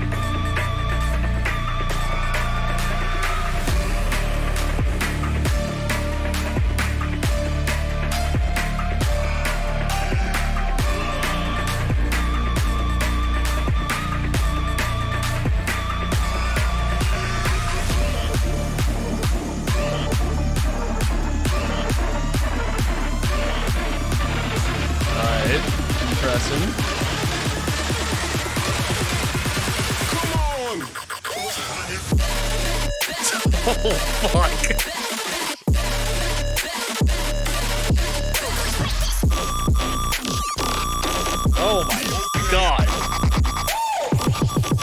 Jeez.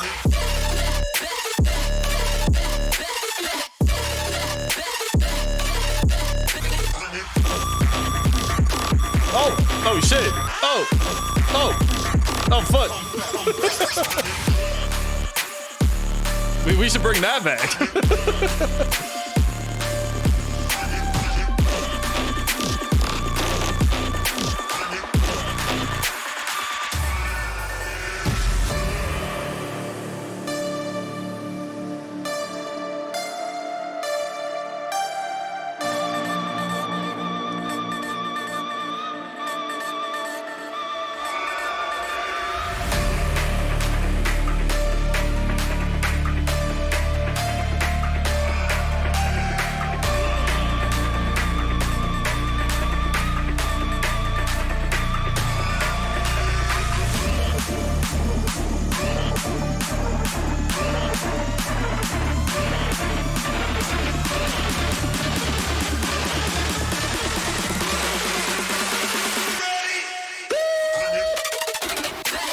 Oh my god.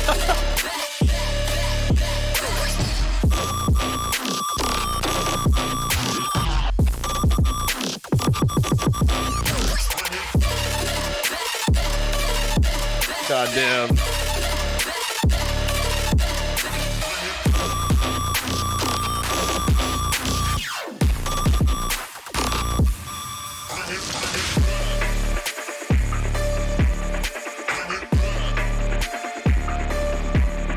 Okay, Quarter. I see you. This is what that quarter has been doing every time it goes away from you. It's been cooking in the In the off time between weeks. Yeah, in Ableton Live. Cook it up in the studio.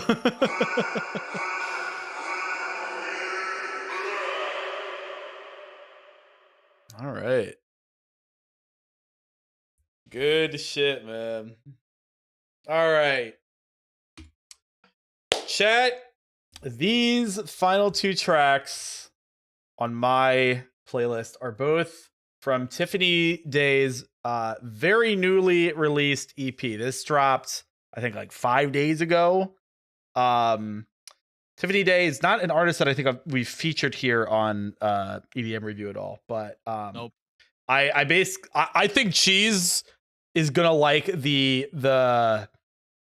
sound of the rest of the EP too. I just outright gave him permission after this EDM review if he wants to go listen to it that you can. But I am Cheese.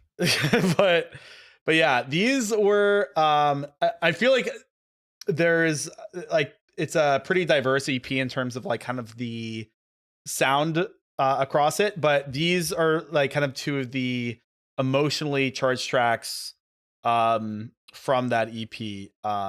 So hopping into this first one, this is It's Not Like That Anymore.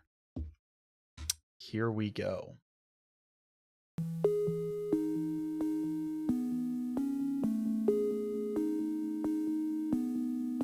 Seems like I'm always the first one to reach out to the crowd. You think at this point I've learned it's never that personal, but I can't help wonder if maybe I just stopped reaching out. Would anyone notice me? I confess all of my troubles to you, all of my doubts. You said you'd be there and then you just turned your back around.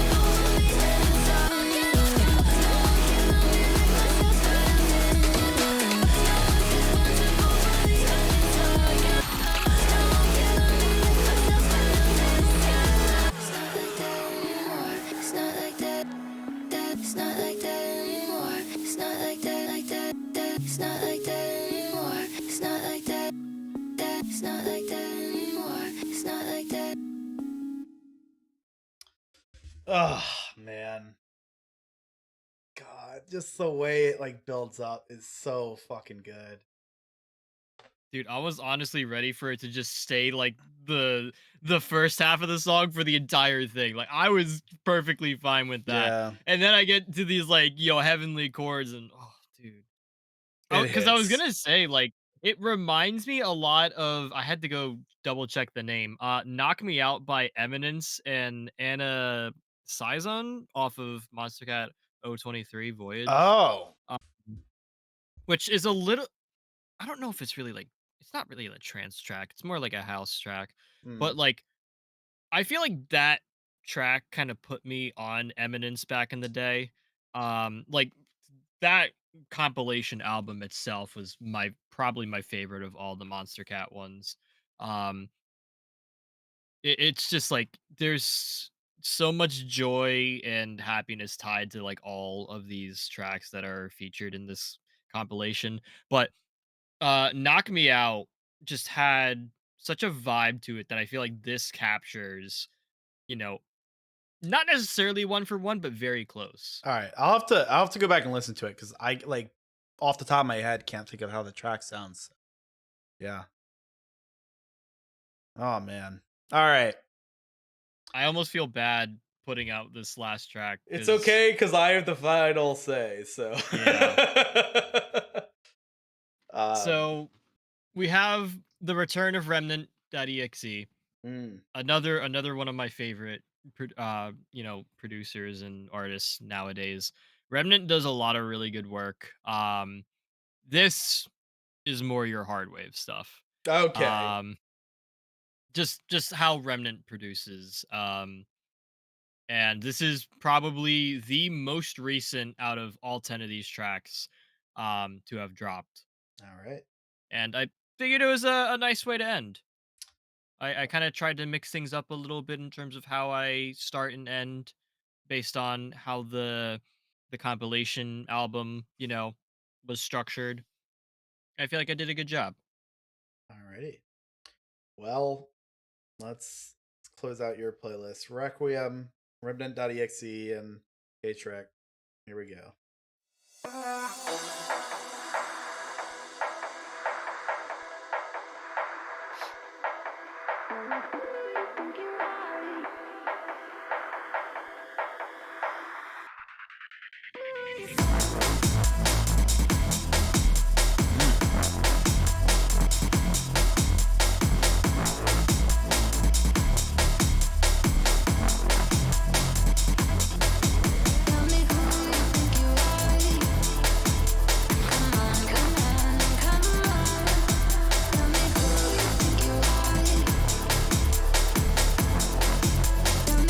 Just let it slip away.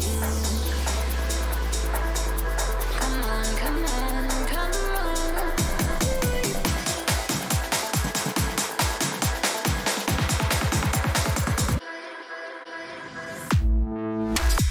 Oh, man.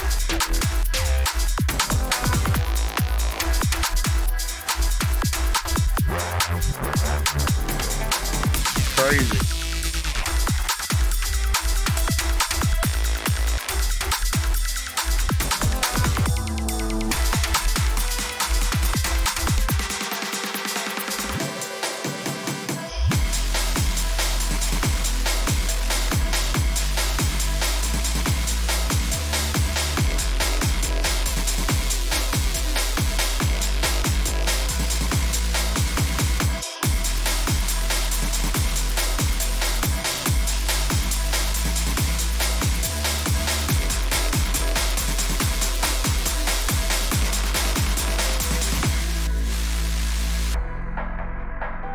Damn, man. We're not done, by the way. Yeah. I don't know if you can see, but we're not done. We're still going.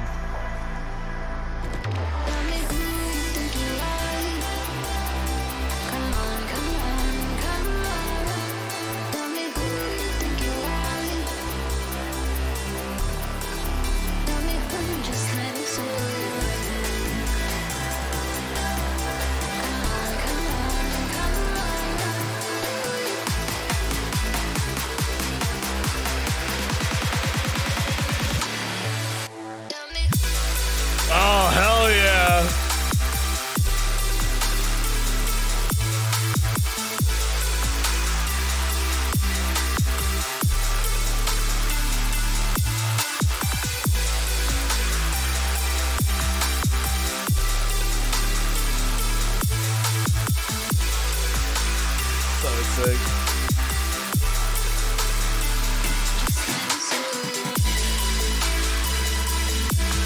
Oh man, so good.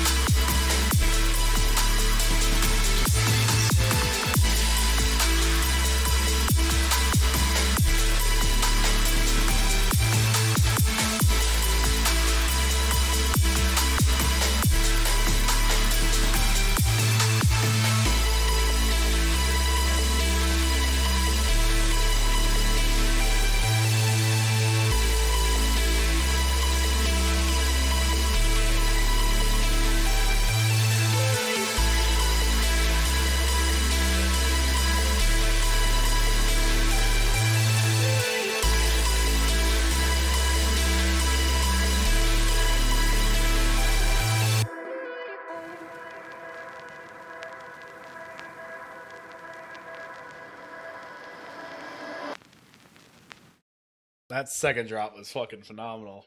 Holy. Dude, I love that second drop. So good. All right. Great playlist, man. Thank you. Thank you. Break Room is they're fucking cooking, man. They got some good artists on the damn label. All right. Well, let's fully wrap this out. One last one from Tiffany Day. Again, this is more kind of the more lower key tracks from this EP. But yeah, this is a cool one. This is Everything I Ever Wanted. Let's wrap up the I-95 sampler. I-95 South sampler. We're specifying because they're very different. All right, here we go.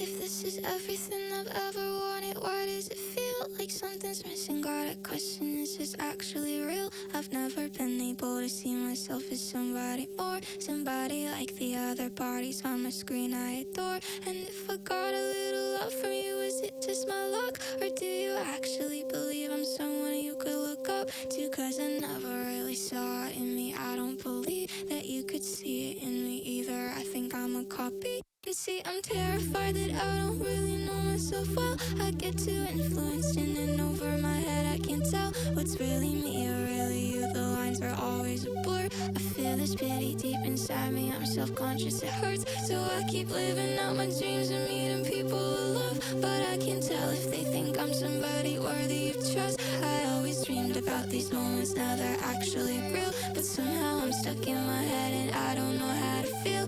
I thought that maybe if I signed a piece of paper, my life would be the way that I imagined. Everything would be right. And now the paper's right in front of me, the pen in my hand. But God, I'm terrified of it and I just don't understand.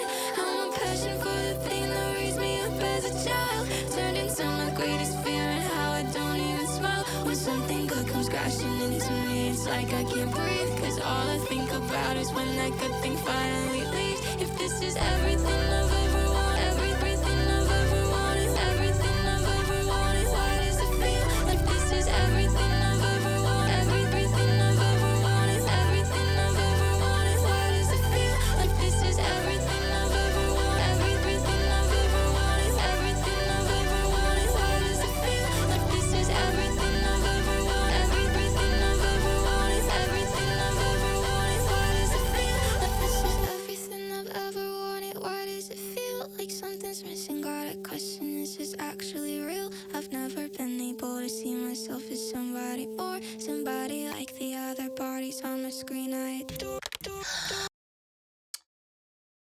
All right. And with that, we will wrap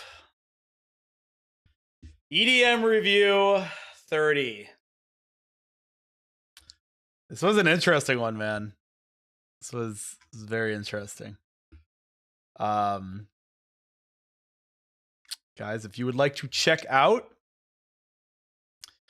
the new tracks from this week, you can do so using the playlist that Cheese has very kindly already put in chat. We'll also be dropping it in the Discord within the music suggestions channel if you would like to check it out at some point after stream. But yeah, it's a really good playlist. It's coming together pretty well for the season 2 one. And if you go on Cheese's SoundCloud, you can find the season 1 playlist as well, which is completely full. So, but yeah, that's all we got.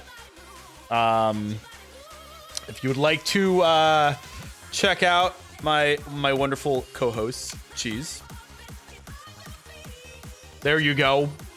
He was playing some Lethal with us recently. It's going to be. Oh. Oh. Yep. Oh, I'm so fucked. Oh my god. Oh my god. Pav has the better. Oh my god. Yeah, Pav has a really good angle of this one. Let go of me, damn it. Alan, we are so fucked. No. Fuck. Shit. What the fuck, man? What the? Get off of me. Yeah, Pav's view is so good. It's in the Discord under General Gaming if you're curious. Stop. That was a long one. I forgot I clipped I tried to clip most of this. No, not again. Keep in mind, chat, while this was happening, Pav was trying to navigate Matt out of the facility. Yeah. And I'm just over here like, oh fuck, shit, Yeah. fuck. But anyways, feel free to check out Cheese. And maybe we can convince him to join us this Sunday if he wants for more Lethal. That's up to you. But anyways, thank you as always, Cheese. Thank you for having me. Well, and have a good rest of your night. Thanks. I gotta go ship out some shoes. Well, pack them up. And Oh yeah, I guess so. Yeah. All right. Well, I'll see you later. Goodbye. All right, chat. Chat, we have put a total number of 10.8 hours into Unfair Flips. And it is time for us to continue for I don't even know what day in a row. This is the run, chat. I'll believe it when I see it.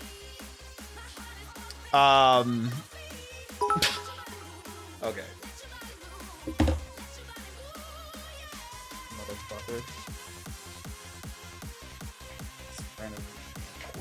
Might swap back to the other head. Work that. Hope you like it.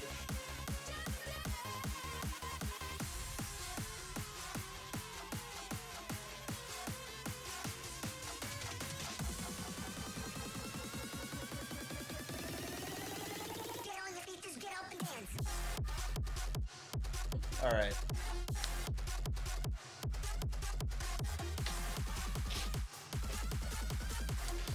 Shall we? Let me swap into games and demos.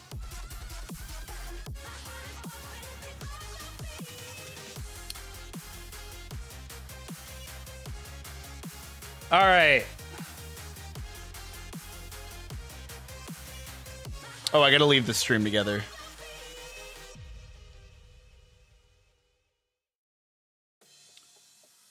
All right. Here we go. Cut the music.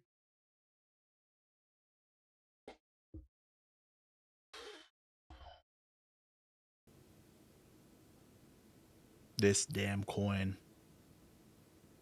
This damn coin.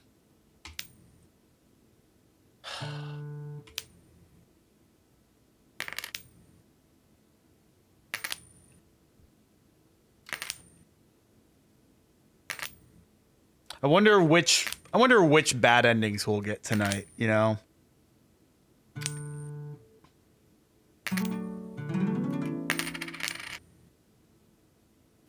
How Shaw's night's been pretty good up until now. Up until I had to play this fucking game.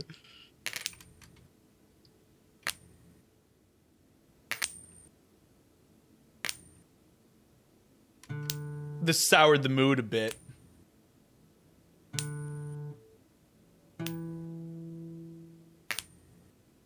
I say you're gonna flip it to the moon and give it to the Artemis 2 crew? Yeah. Have you been keeping up with that pretty regularly, Lucky? It seems like it. Yeah.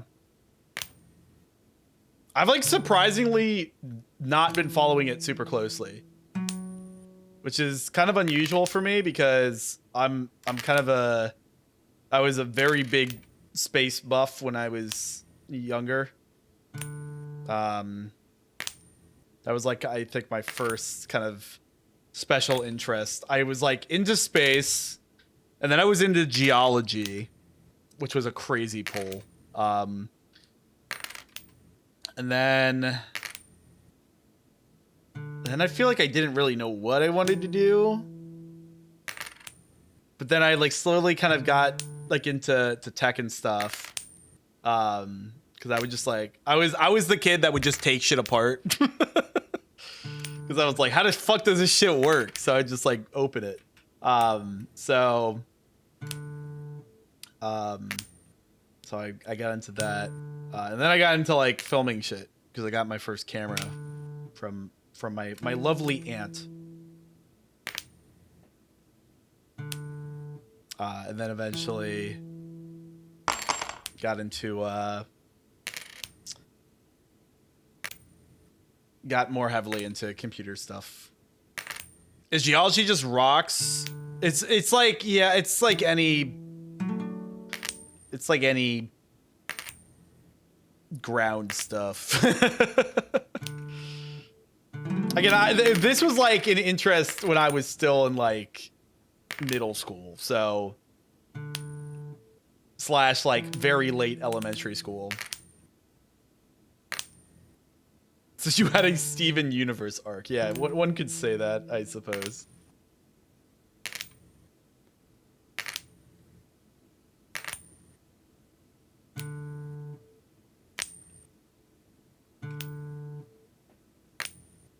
They have a live website tracking every movement and everything. It rotates when they rotate a ship. That's pretty cool.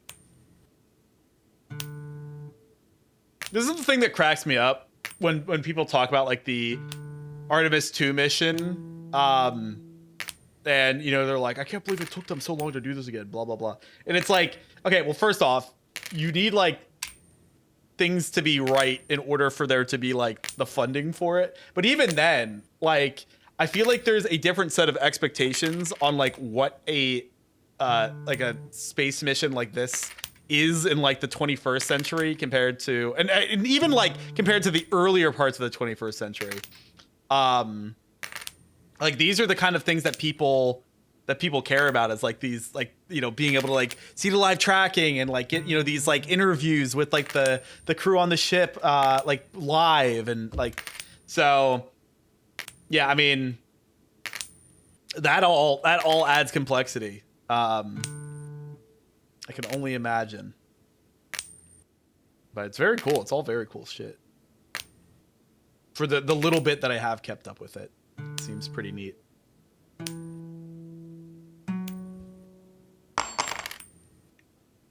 Give them more funding. Would be pretty nice.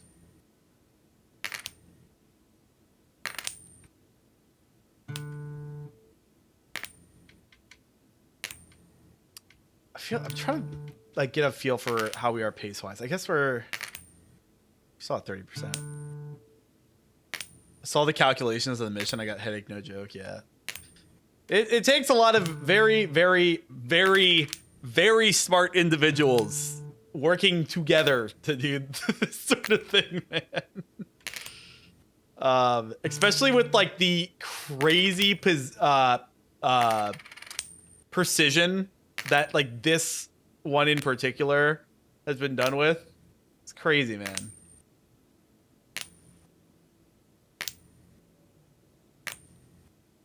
Yeah, even just like being able to pull the live feed. The thing that does crack me up is like when they've done like the interviews and stuff, because it's just far. Like the delay in terms of like them asking a question and the crew actually hearing the question is like been kind of comical sometimes.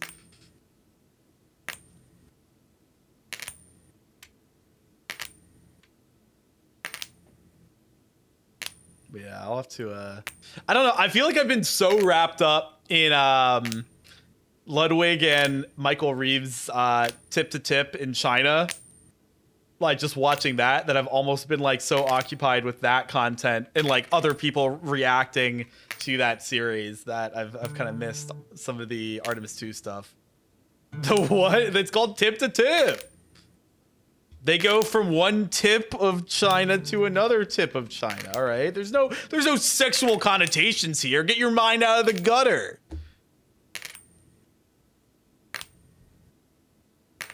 And definitely don't look at the thumbnail for the first episode.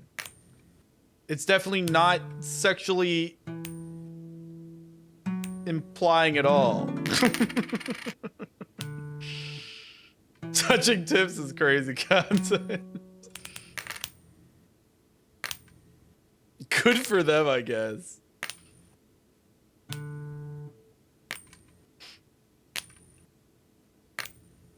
Listen, there's nothing wrong going tip to tip with one of your good friends, all right?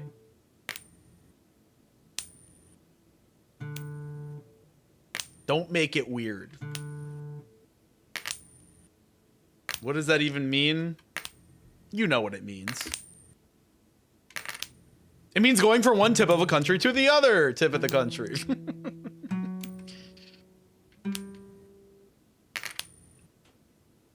Right.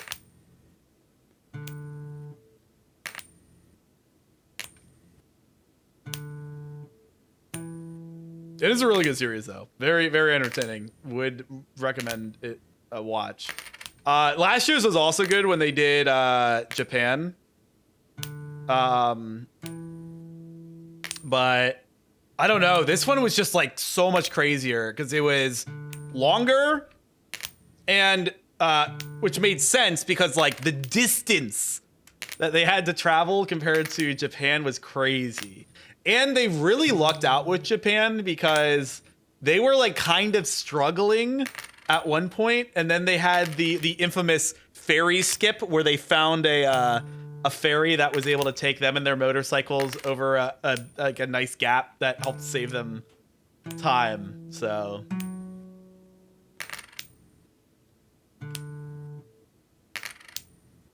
when I say I smash with my bros, it's a problem.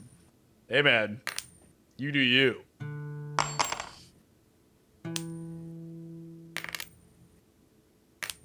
Alrighty, let's get up to 40%.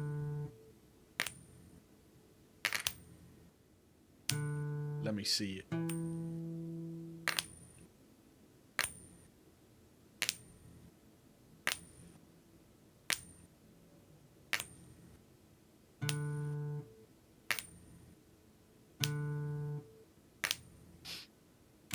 I forget if I've mentioned this in a previous part of us playing this game, but when you've played this game for as many hours as I have, you start to notice like the very interesting peculiarities of it. Like when you flip the coin, if I'm silent, you can hear the background noise of the coin flipping sound.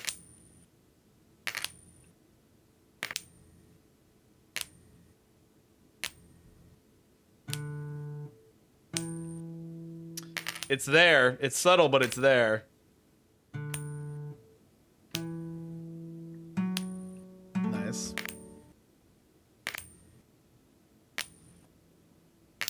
I was playing this while on a call with Pav, and no joke, I didn't get heads for about 40 flips in a row, and I just alt F4'd.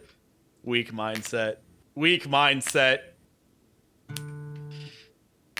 You gotta get to the 11-hour mark like I have, and then hate yourself.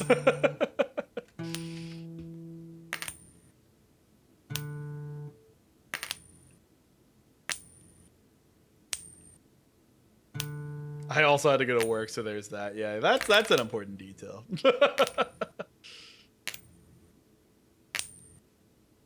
Again, as always, I just want to stress at 40% the amount of tails that we're getting in a row right now, right?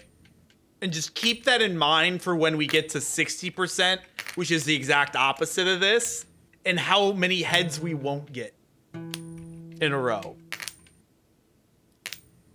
The employed mindset derogatory.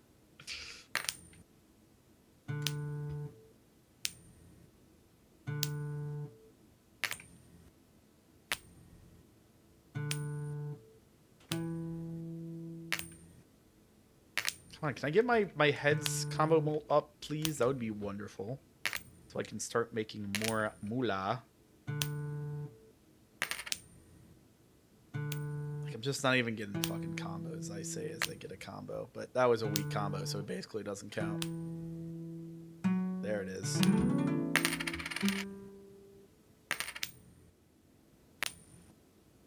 That's what I'm looking for.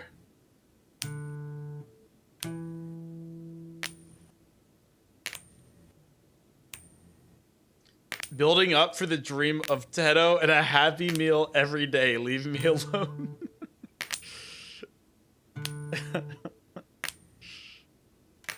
Oh my goodness.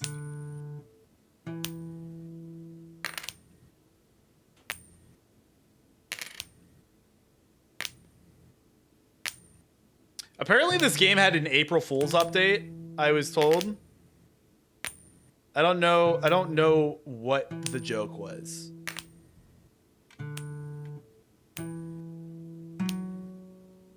I feel like it would have just taunted me. It just bullied you every time you missed. Oh yeah, that would have been devastating to my fragile streamer ego.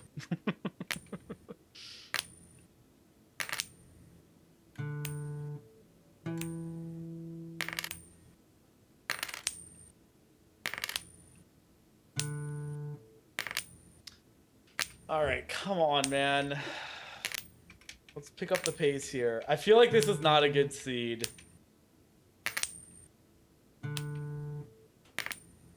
I feel like we're kind of hitting dog shit combos right now.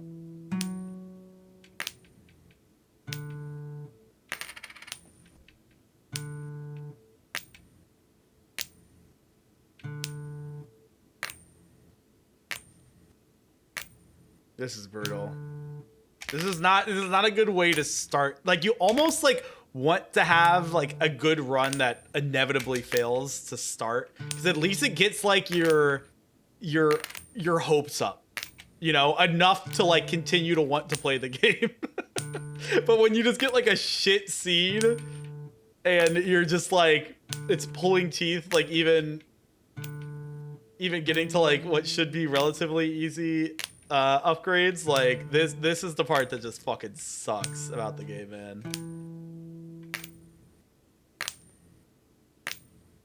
Oh god, just a whole lot of fucking nothing.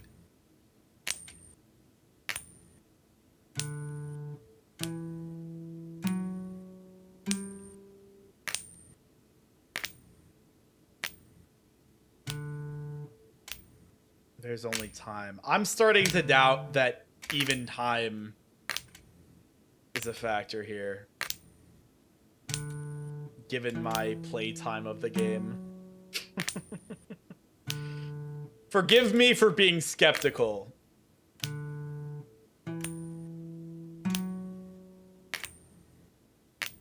But surely you can understand my frustration.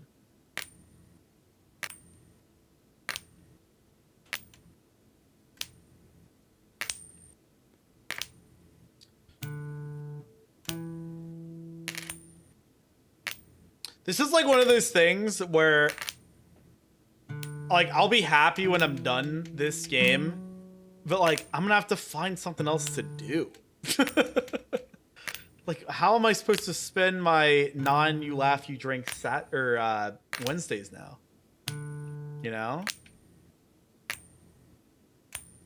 Date everything? Roblox. I think I'm good there. Breaking Struber runs out of games to play. Games, unlimited games, but no games. Oh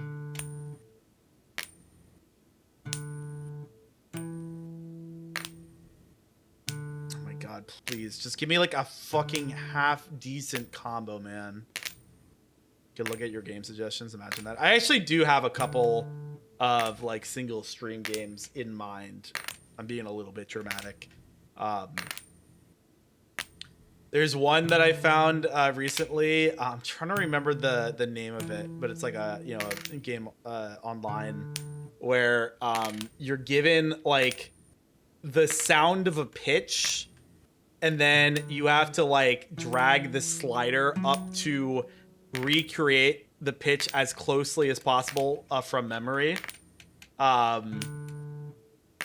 Which, as somebody who is not tone deaf, I would find very fun, and I'd like to try to do.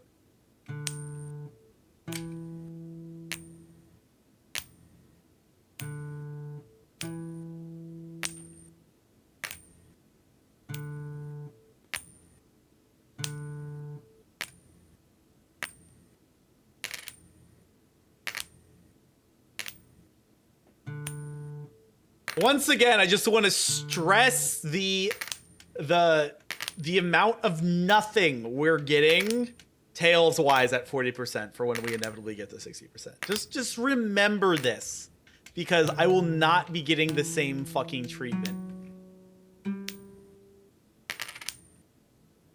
Almost guaranteed. This is a really bad seed, man.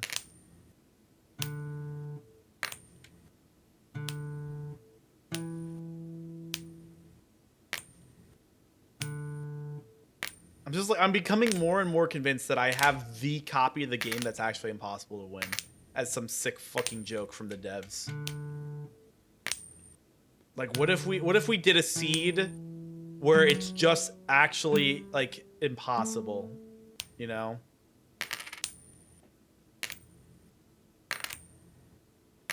Or like a what's it called?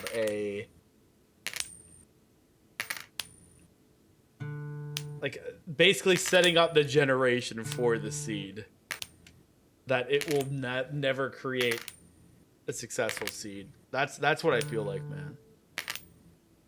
Oh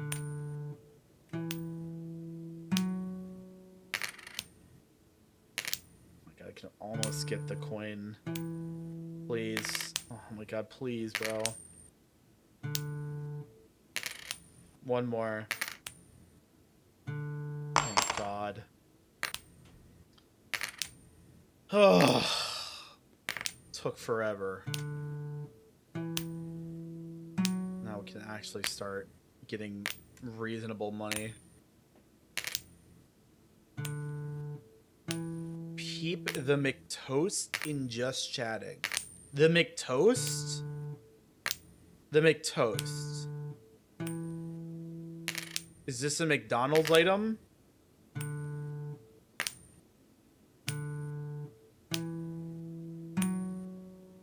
Perchance. Forgive me for not knowing. I'm not a big fast food guy in general, and especially not McDonald's. Like, McDonald's is incredibly mid. Hot take, potentially.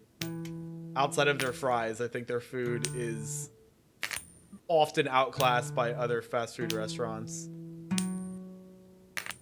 But their fries are good.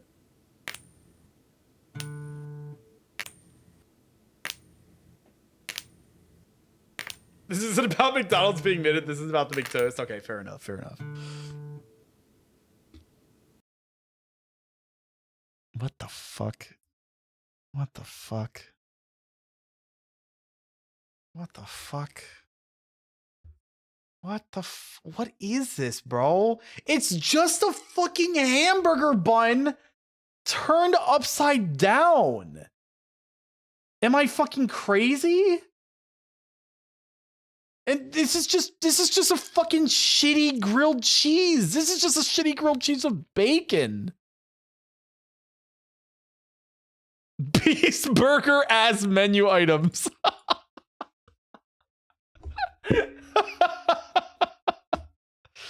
What the fuck? Dude, McDonald's needs to like stop digging themselves into a hole with bad press. Like, it's incredible their ability to make people like hate their brand.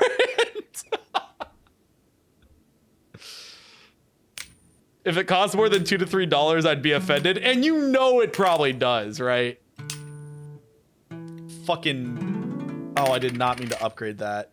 I meant to upgrade heads chance. Fuck. Fuck.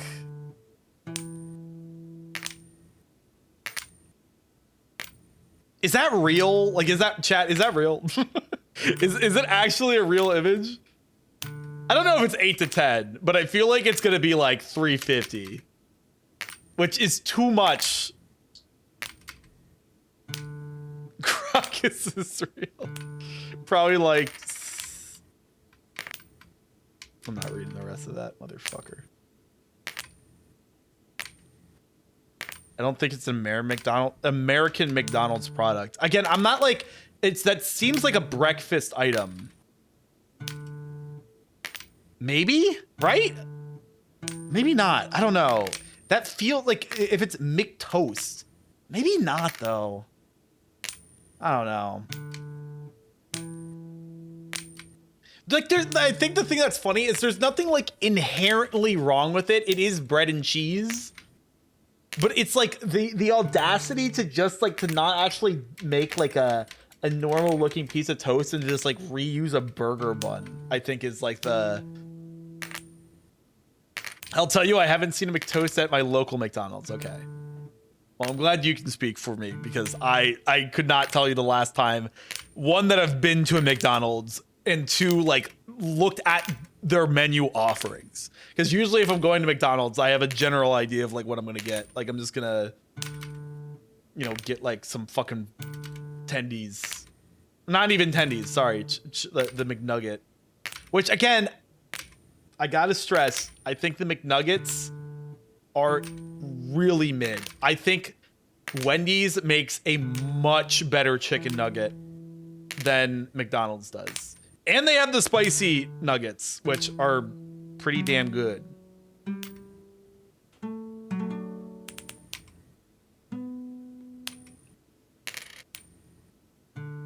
Yeah, that was some good money. We might be able to get to 50% soon for heads chance.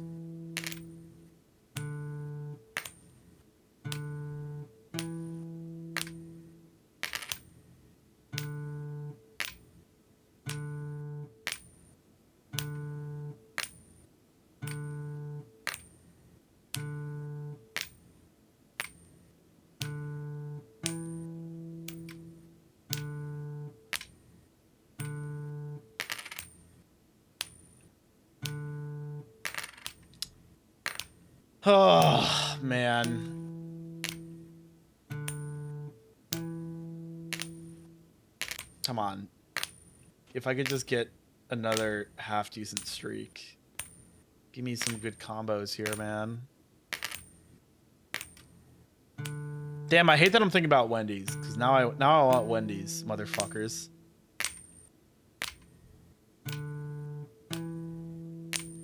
I feel like Wendy's is like the one fast food restaurant that I will occasionally get cravings for. It's like 11. No, yeah, it's 11. But I had a pretty early dinner today. Wendy's nuts fit in your mouth. All right, buddy. All right, pal. But I don't know. Like, I just think out of like the fast food chains that I have here on the East Coast, Wendy's is the one that I most often will be like, ooh, Wendy's might kind of hit. Now, if I were West Coast and had access to In-N-Out, that would be dangerous, I think. I think In-N-Out would be very dangerous for me. Although, I don't know, maybe not, because like In-N-Out, like they have good burgers, like really good burgers, but dude, their fries suck. Their fries fucking suck ass. For me, it's Panda Express. You want to know something crazy? I would have to think about it. I don't know if I've ever been to a Panda Express. Yeah, I don't know if I have. And not because I didn't have access to them. Like, I've seen Panda Expresses before. I just don't know if I've ever been to one. Actually, that might be a lie. I think I've been to a Panda Express once. But I think it was literally, I'd been to a Panda Express a single time in my entire life. I don't know. I just feel like growing up, like we had good Asian restaurants by us where it was like, and they were like relatively quick on like making food. So, and like quick to drive to. So it was like, why would we get Panda Express when we could just get like an actual, you know, Asian restaurant?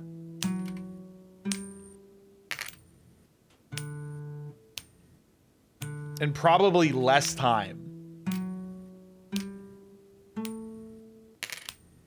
Can you tell them companies to also be over here? Want to bring them over to Europe? You have to expand your horizons. Holy, get a load of this guy. Panda Express is usually my go-to if I'm in a mall food court. See, like I'm trying to remember growing up. I don't know if there was ever a Panda Express in the two big malls that were by me. I could be wrong, but I don't recall there ever being a Panda Express.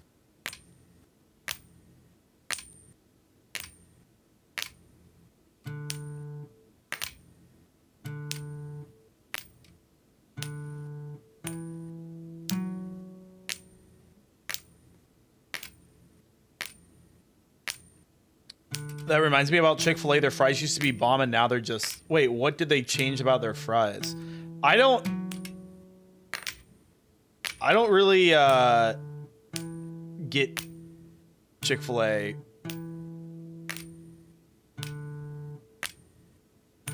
Their fries are still good to me. Is this like a conspiracy thing? Or is this like an official thing that like Chick-fil-A was like, hi, we're changing our fries? Or is this like what people have just like sussed out that they did something?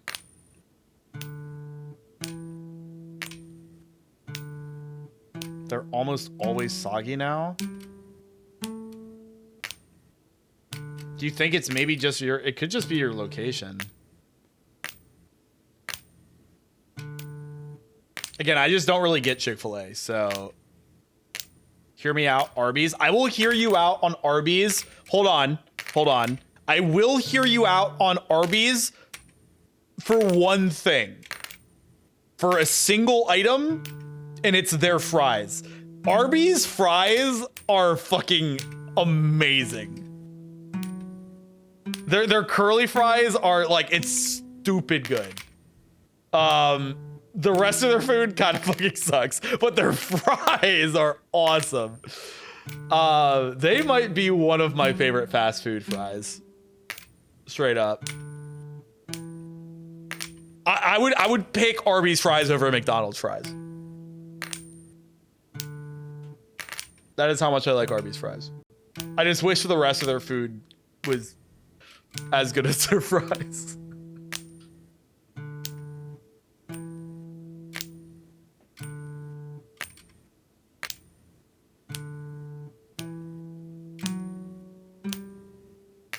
Hooters does Arby's fries, but then you get nacho cheese. I don't know if I've ever been to a Hooters in my life, because growing up, we definitely weren't allowed to go to Hooters. and by the time that I was old enough to go to Hooters, I was like, I don't really know, man.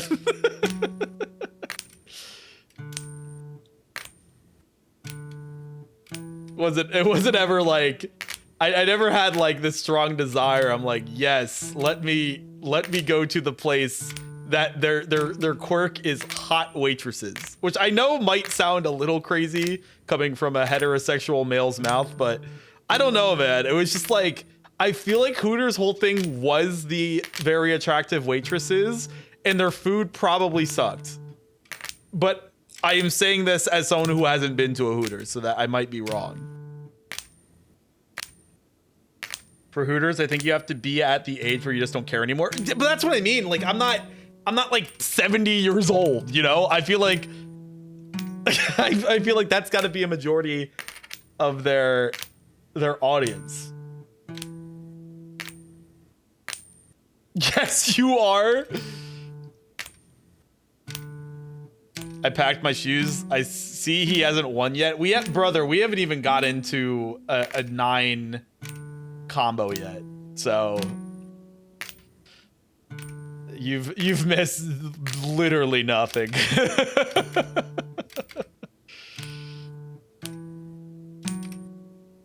We were talking about Hooters cheese. Have you ever been to a Hooters? I have not.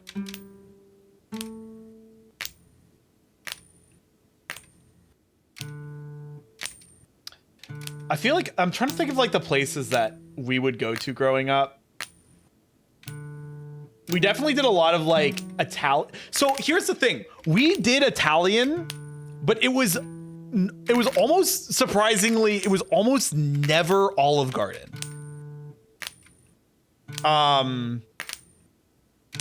What's the other, we were like a Bertucci's family. Like we would go to fucking Bertucci's. And that shit slapped because when you were like a kid, they gave you that fucking ball of dough that you could like shape and then like they would put in the oven for you. Y'all don't know about Bertucci's? Oh my God. You guys don't, I can't believe y'all don't know about Bertucci's. Not Vertucci's, it's hold on. I can't believe you guys don't know about Bertucci's. This is crazy to me. You guys don't know Bertucci's? Is Bertucci's more localized? It just says American chain. Oh, primarily found Northeast. Okay. So they are primarily Northeast. So that's probably why you guys haven't heard of it. Yeah, so Bertucci's is an Italian chain. But oh man, I feel bad that y'all don't know about Bertucci's, man. So yeah, their like stick was their stick was when you were like a child ordering from their menu, they would give you a ball of dough that you could like play with and shape, and then they would put it in the oven for you, and then you would get your cooked bread back and you could eat it. Now, because I was a little gremlin child, they would give me the ball of dough, and then I would you know, play with it and shape it, but I would also like eat pieces of the raw dough, which my mom would get really annoyed at.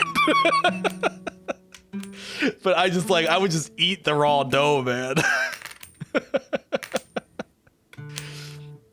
Which like cookie dough, I feel like it makes sense, but like raw, like bread dough, it was like there was always something wrong with me, clearly. Like, but I don't know, man. Bertucci's raw bread dough kind of hit. When I was a gremlin child, still are.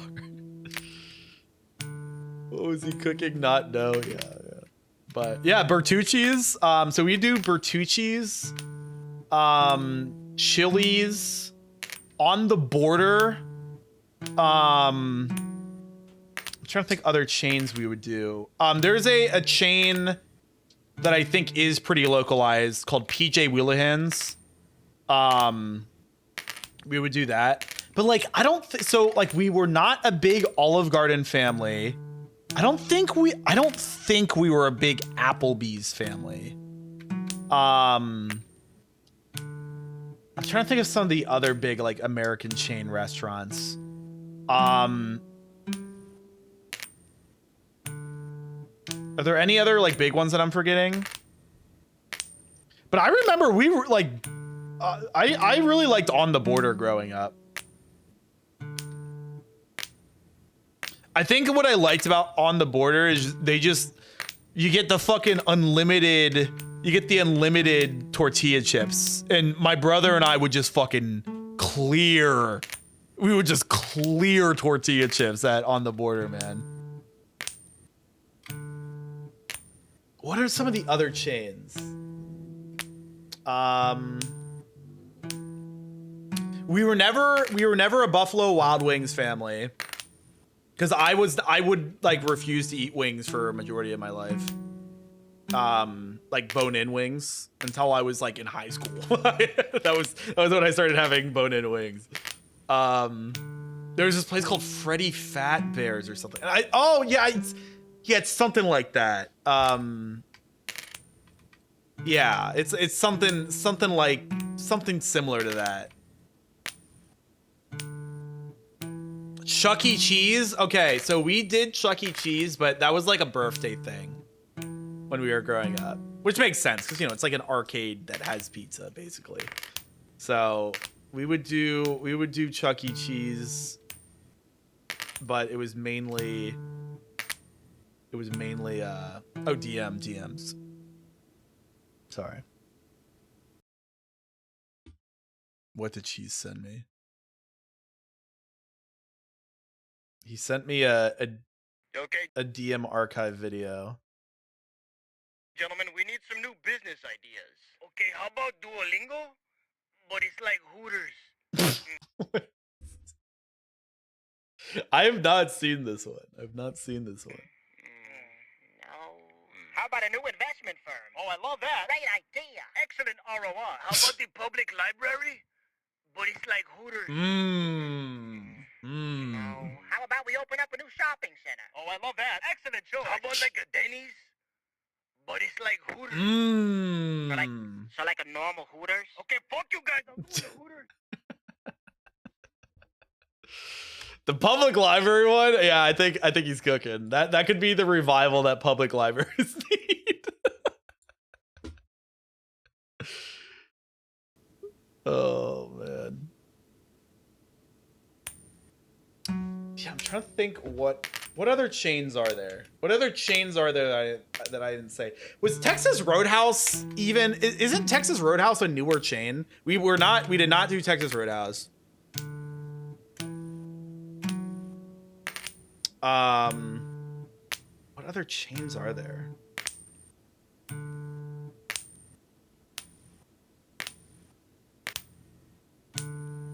It's more southern. There's Texas Roadhouses in New Jersey. I don't think it's southern. Maybe it started southern, but they are. Texas Roadhouse is like, I think, the #1 chain restaurant in the country right now. Pizza Hut. Oh, okay. Yeah, I was thinking more like sit-down places, which I guess technically Pizza Hut in its like prime was a sit-down place. We were never a Pizza Hut family. Surprisingly, despite being a Domino's guy now, we were not a Domino's family. Growing up, we were a Papa John's family. If we did like shitty pizza, you know, like American pizza. But growing up in South Jersey, we were also kind of like the whole like Chinese restaurant thing I was talking about. Like, we were very fortunate to have like phenomenal Italian restaurants in the area, like pretty close to us, to get like really good pizza. So Cece's, I don't know if I've ever had Cece's.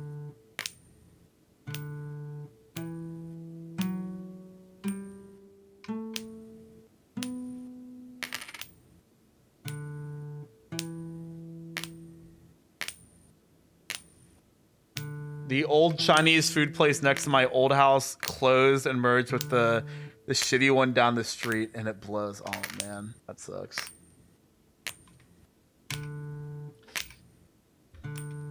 Yeah, what other restaurants did we go to growing up? I feel like I'm missing some.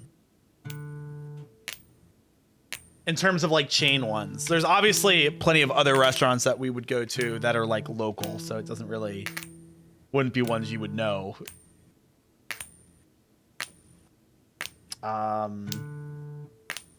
Yeah, what else? What are some of the other chains? I'm like trying to like picture the area I grew up in. Like I'm like driving down the road in my head and I'm like trying to think of like the chains. Oh, there was a, what's that one? Oh God. Okay. Well, okay. I'm thinking of some other ones. There's California Pizza Kitchen. I don't know if we ever went to growing up. And it's because we just had good pizza. Like there was no good pizza and Italian food. There was no reason to go to a California Pizza Kitchen. What's the oh God, what's the other one I had in mind? It was right by the California Pizza Kitchen. Oh my God. I'm like, I can picture it in my head. Does it still exist? I don't even remember. But there's some other chain. There was, let me increase my chance of heads. There was another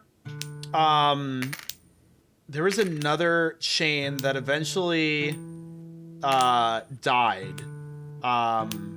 But there's a chef named Bobby Flay, and he had this chain called Bobby Flay's Burger Palace. And holy shit, that was a dangerous place. Really good burgers. And they had phenomenal shakes as well. Honestly, it's surprising to me that the chain died because it was so fucking good. It was really good. Maybe it was just too niche. Oh, I guess like Five Guys growing up. Obviously that wasn't like childhood because that they're relative to at least when I was born, they were like a newer thing. But a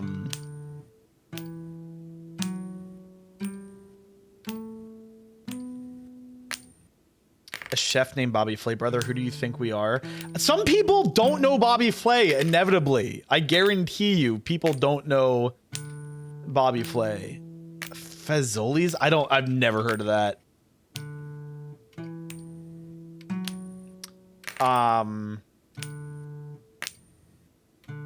What else? I've raved about for Mexican food. I'm not a Chipotle guy. I think Chipotle, like even when I was growing up and they were better value than they are now, I never felt the urge to go to Chipotle because we had a chain that was slightly more local that was where I grew up, called Pancheros. And dude, Pancheros was fucking phenomenal. I say was, it is. It still exists. It's phenomenal. Moe's is better than Chipotle? Yes, I agree. But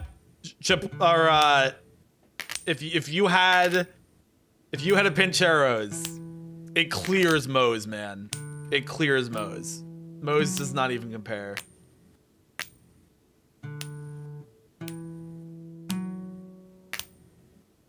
I'll give Moe's the tortilla chips. I think they have better tortilla chips than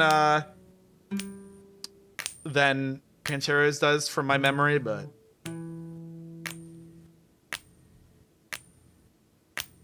yeah, what else? I'm trying to think of non-local restaurants.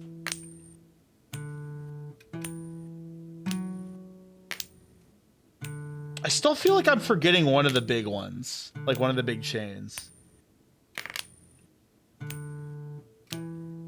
Oh, I guess like we were, I don't know if we really did Longhorn Steakhouse growing up. What's the Australian one? Is that Longhorn? I feel like it's not. Outback. Yeah, Outback. Like we're like a big like steak, like chain steakhouse family growing up. I think the way my parents saw it is that like if we were gonna do steaks, we would just do them at home. Because I mean, I was also very fortunate to grow up with my mother, who is a phenomenal cook. So hibachi, I really liked hibachi growing up. Obviously, it was very infrequent because it's expensive.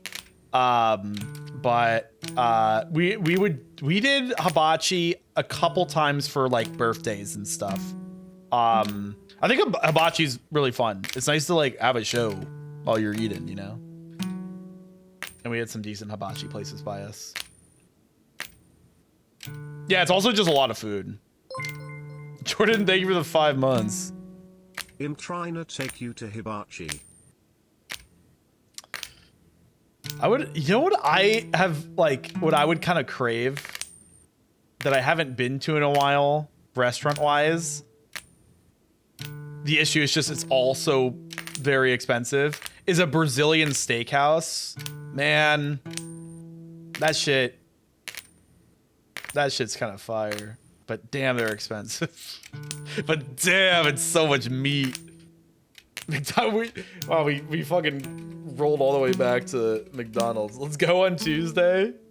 Just go into a Brazilian steakhouse on a Tuesday. That's funny.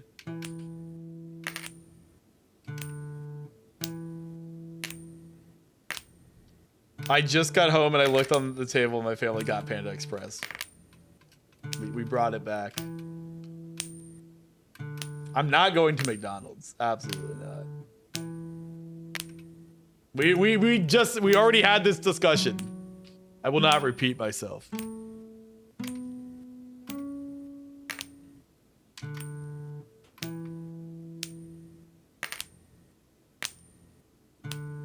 We got a cheap one in New Jersey.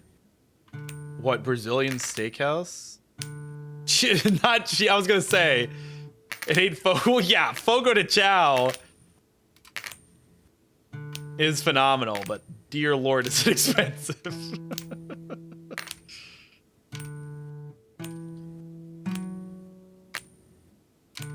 I don't know. I feel like Brazilian steakhouses are very much like special occasion restaurants. Again, I view hibachi the same way. They're just very expensive.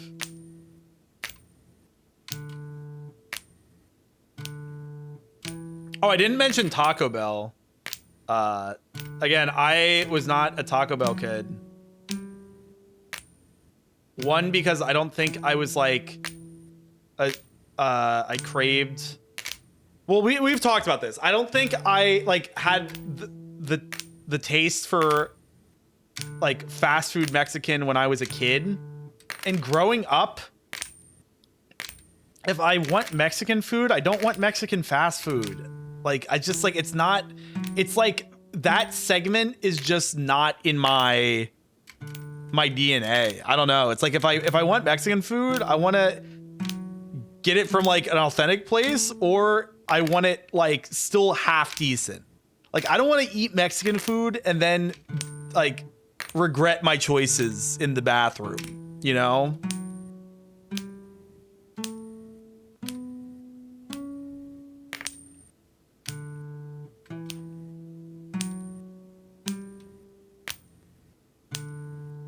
I sent you a Groupon. What are you, 40 years old?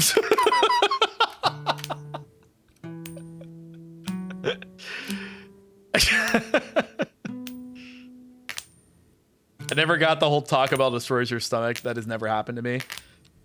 Well, I can't say it's happened to me, but I've also had Taco Bell maybe like 2 or 3 times in my entire life. So, I mean, maybe I did and just forget.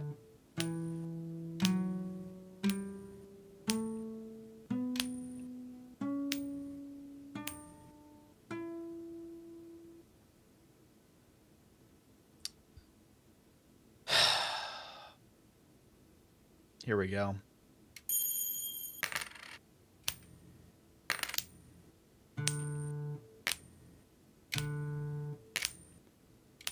And we keep it going.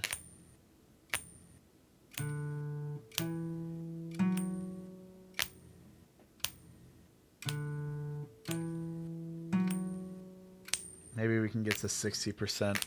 We're like 2/5 of the way there. Better than losing the run, yeah. But I think I talked about this last stream where it's like, you kind of get to this point where, especially once you hit 60% and you're just failing, it sucks because you're not even making any progress. You're just literally just sitting here in your damn spacebar looking at a fucking computer screen.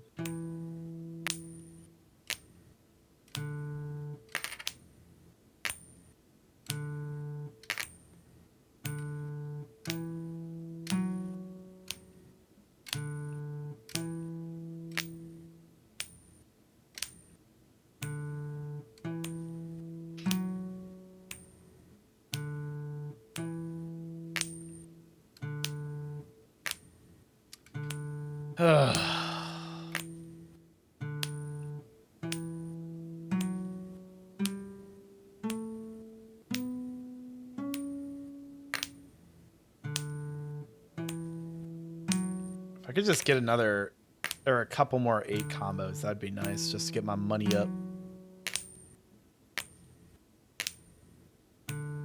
94 for 2 people. Crazy how we live in a society now where it doesn't seem like a bad deal. I mean, it's still expensive, but I mean, it's definitely not. You don't bat your eye at that price as much as you would like 5 to like 8 years ago. Red Robin, that's the other one I was forgetting. I knew I was forgetting another major one. Yeah, so Red Robin, again, like I think Red Robin and Applebee's were not a Ruby Tuesdays. Okay, thank you. These are the ones I'm forgetting. So yeah, we didn't do growing up. We didn't do Red Robin or Applebee's, I'm pretty sure. But I think Ruby Tuesdays we would do.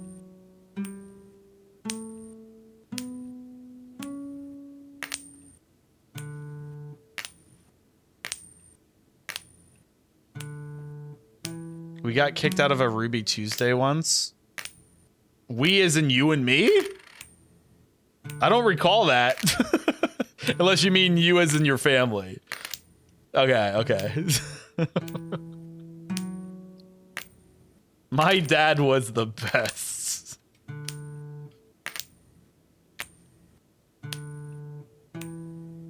The people at the Red Robin near me know who I am because I order the same fucking thing every time, and I did so for like 5 years. That's funny.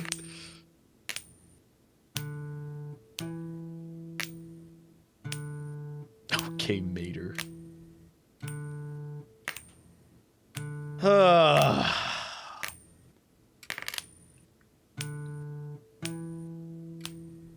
How about like dessert restaurants? Or dessert places. I guess restaurants is stretching a bit. Sweet frogs? I don't know if I know that. Cold Stone? We were never a Cold Stone family because my parents were like, we're not paying for Cold Stone. It's too expensive.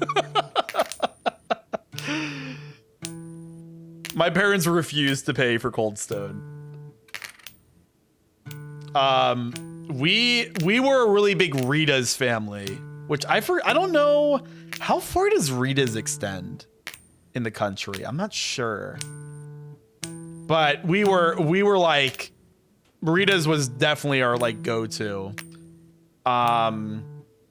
Also when there was the frozen yogurt phase with like the self-serve places,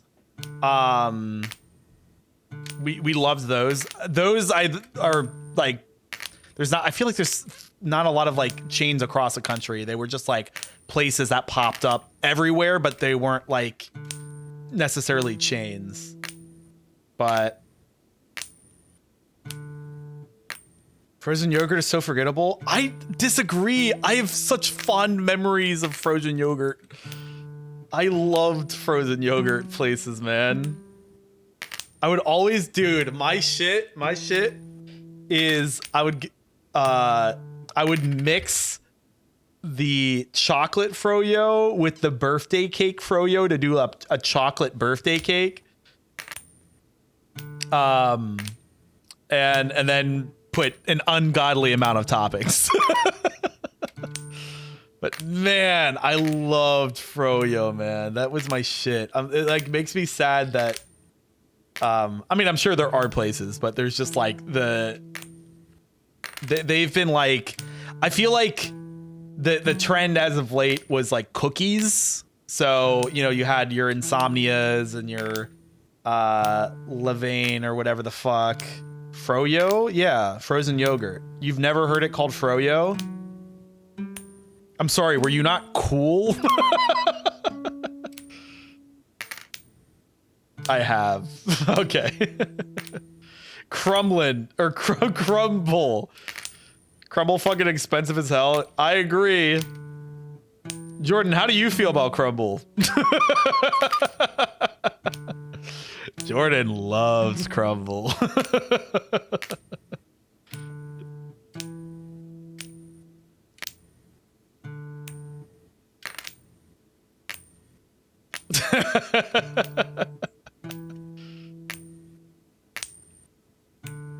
I like a few of their cookies. So I know there's Levain, or however the fuck you say it. I've never been to one though, but they're like another like premium kind of cookie place.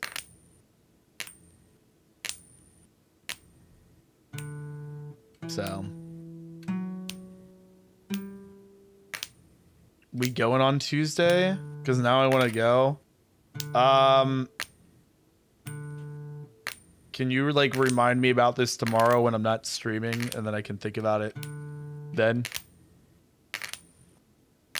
No? Alright, well, I don't know what to tell you. Annie Ann's! Holy shit. Holy shit. Annie Ann's, dude, Annie Ann's was doing some diabolical shit, bro. Because I don't know how the fuck they managed to do it, but they were like pumping scent out into the damn mall, man. They got me like a fucking cartoon floating, you know, following the scent with my nose type shit in the fucking mall. Like, Annie Ann's was dangerous. I did it recently and it was so greasy. Oh, weird. Nah, dude, Annie Ann's was my fucking shit. Loved Annie Ann's. What was the Cinnabon as well? That's like a dessert place. Cinnabon was doing the same shit as Annie Ann's, bro. They were just pumping, smells out into the mall, man. Cinnabon kind of ass, not gonna lie. I don't know. I'm a sucker for cinnamon. I love cinnamon.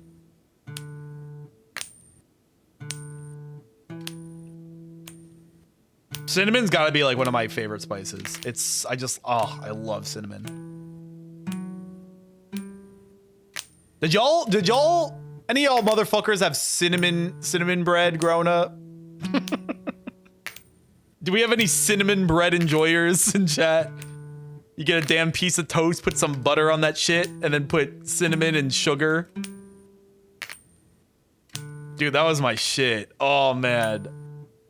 A thing of cinnamon bread. Oh, that shit was fucking gas. As a cinnamon lover, I loved cinnamon bread.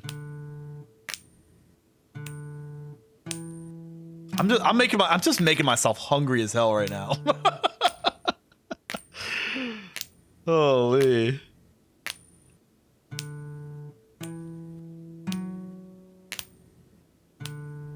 If we can find a fourth person, we can do it for 177 total. I don't know who the fuck you're gonna... I don't know who you're gonna find.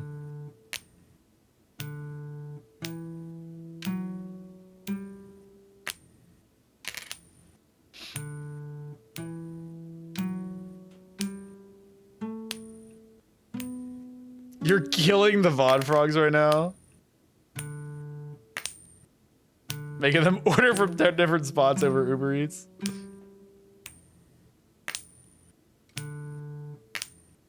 VOD frogs, go find a CC's pizza. Dude, I just like... What are some of the other pizza chains? So there's CC's, Papa John's, Domino's, Pizza Hut, Little Caesars. Is there one I'm missing?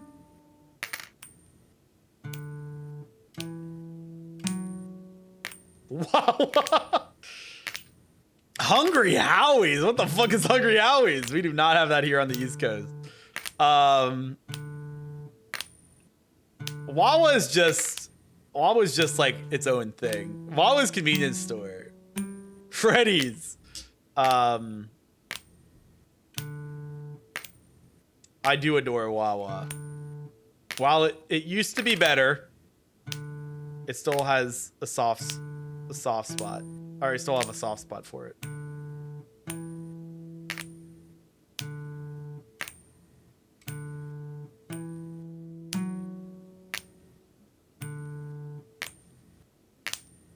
How do we feel, chat, how do we feel about Honey Grow?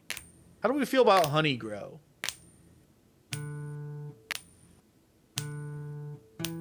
Okay. Some other... All right. I'm learning Honey Grow is not nationwide. I like a Honey Grow phase. I don't know if I really crave Honey Grow anymore. Making up restaurants. They are a chain. I just underestimated or overestimated their reach in the country. Oh, Jersey Mike's, that's a chain. We were never a Jersey, like I never really was like a Jersey Mike's guy. I was never a Subway guy. Shake Shack ass? Okay. That's, you're crazy for that one. Shake Shack? Okay, here's my stance on Shake Shack. Rather have Five Guys. I feel like they're different burgers. Similar, but different. I think usually, yeah, I'd probably prefer Five Guys too. But like Five Guys, like you're not getting, like Five Guys is like, you just want some greasy food, you know?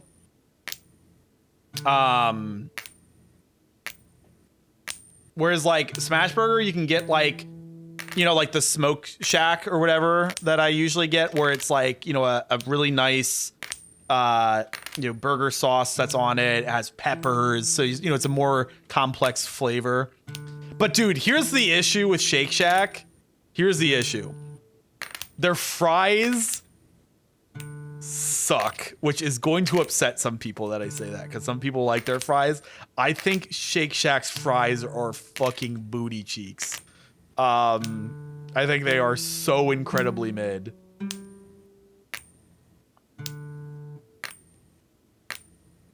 When I was visiting Jersey for work, everyone was telling me, oh, you gotta go to Shake Shack.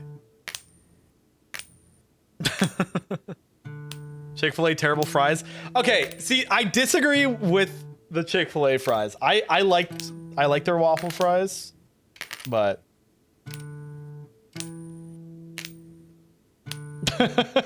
getting very passionate here. Yeah, we didn't talk about Burger King earlier. They don't season them at all.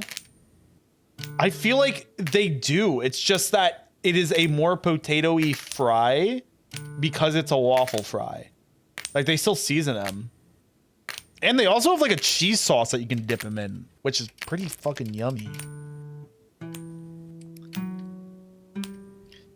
I don't know, like Burger King, I don't have anything against Burger King, but I don't know if I'm like a Burger King advocate necessarily, you know? It's a good burger. I think in terms of fast food burgers, if I had to pick like an actual fast food place burger, Burger King would probably be higher for me. But again, I still think Wendy's is my go-to like actual fast food place.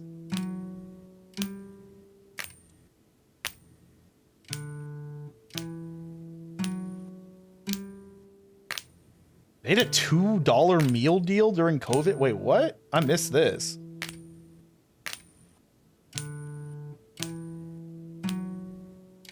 Burger King for burgers, McDonald's or Wendy's for chicken, or hear me out, Wendy's for everything. Thoughts? Oh, how about like KFC and Popeyes? We didn't talk about those.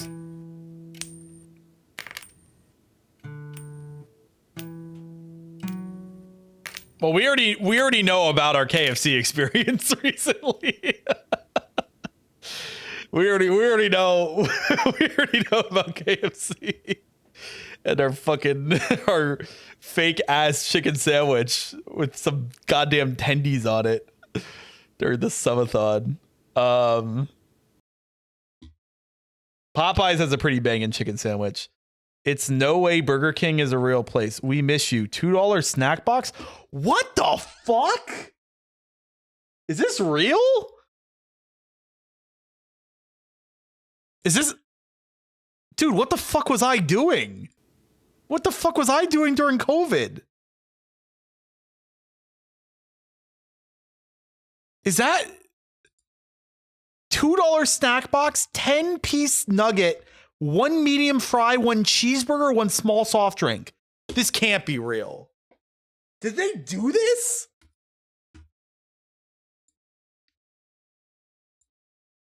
What the fuck? What the fuck? Burger King did this. Hold on. I'm looking this shit up.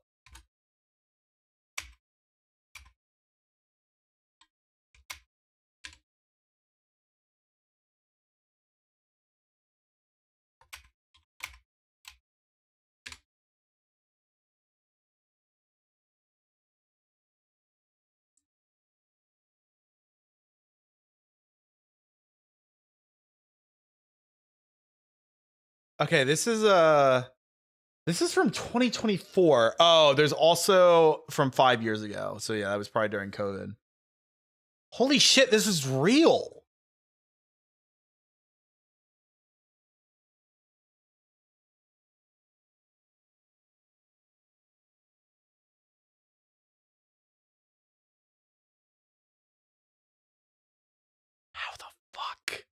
How the fuck did they do this? How the fuck did they do this? It must have been like a loss leader or some shit, bro. Like, how the fuck did they must have just been doing it to get people in. Dude, I couldn't fucking believe it. That's like a too good to be true.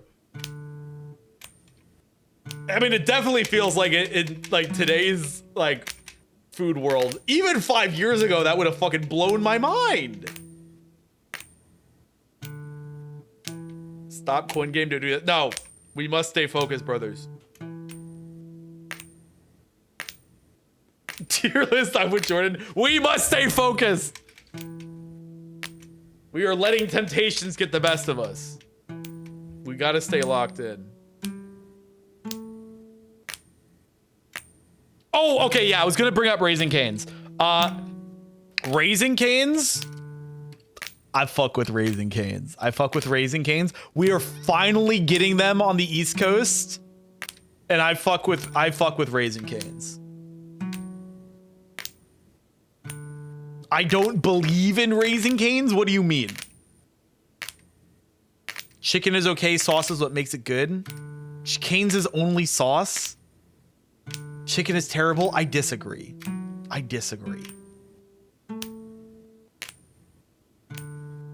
It's a fast food place. Their chicken is good for fast food, and their sauce fucking slaps. I'm not gonna act like it's the best chicken in the world. All right, it's a fucking fast food place. You can get a lot of better chicken elsewhere. Elaborate. Elaborate. Do tell.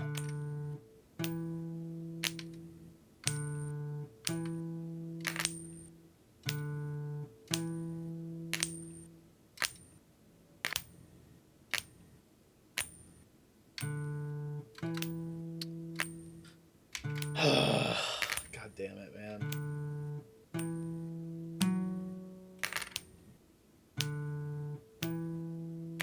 This has been slow lately.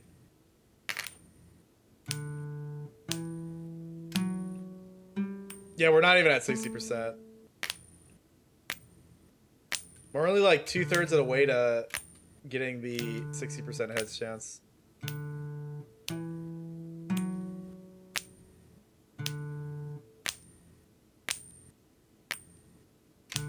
I had a place open near me called Nass and okay.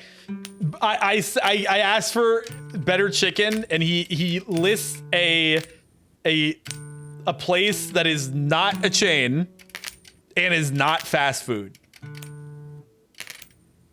Sounds like fast casual. Popeyes.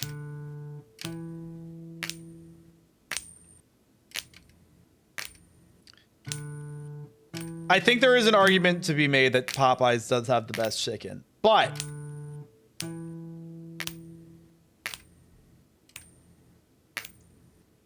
there are not sauces that Popeyes have that comes to mind that in combination will often supersede Raising Cane's for me.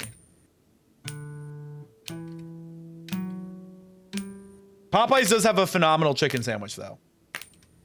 If I was getting a chicken sandwich, I would go to Popeyes.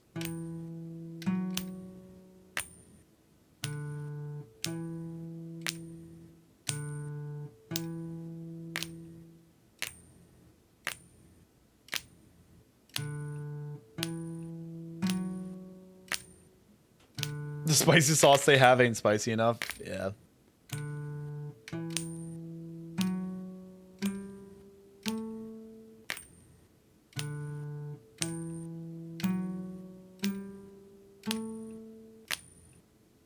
I'm actually so fucking hungry. We've talked way too much about food. You don't like spicy food? I was not a spicy food person for a while, and something changed. Something inside of me. And now I like spicy food. I'm not like, I've talked about this before. I'm not like a fiend. Like, I'm not like trying to chase like the spiciest things possible, but I enjoy spice.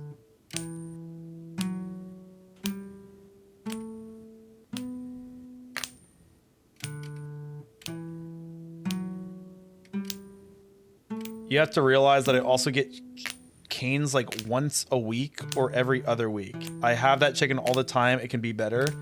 But here's the thing, like, that I think you got to keep in mind is I feel like for a lot of chains outside of like the really big ones like McDonald's, you can run the chance of there being less consistency across the country, like per chain restaurant. I feel like the chain that is near me, I enjoy a lot.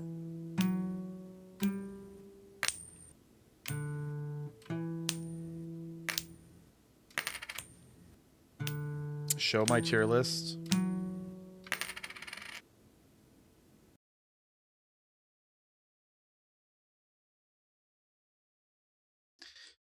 Chipotle here already upsets me. This is you've already lost me. Putting White Castle in B tier is insane. That is crazy. White Castle belongs in F. It does. White Castle does not belong in B tier.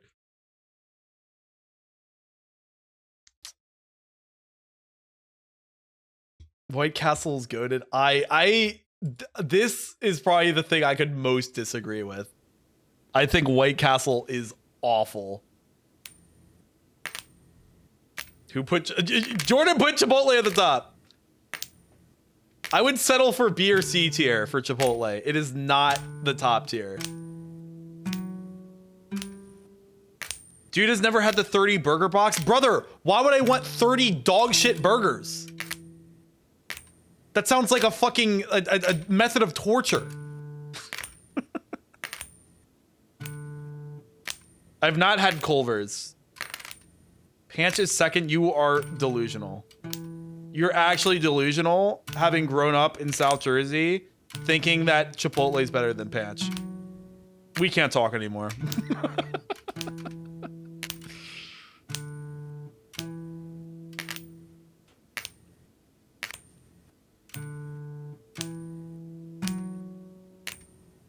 Where's Culver's like in the country? Outside of Florida, Midwest, but also in Florida? Interesting.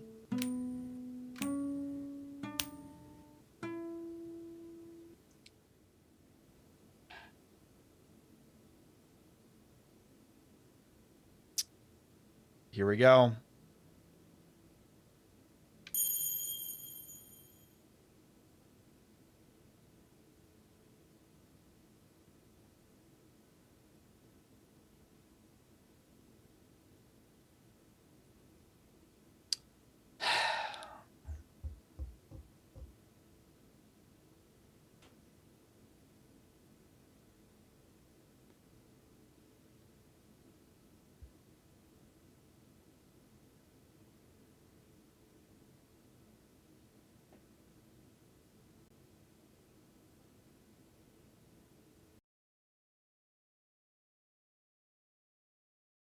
Chat, it's 11:46. I can't do one more. It's too late. It's too late.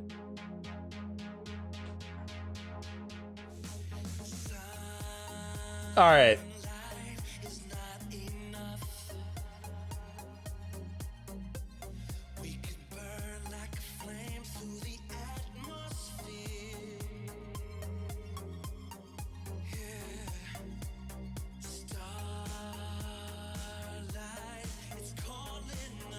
You suck.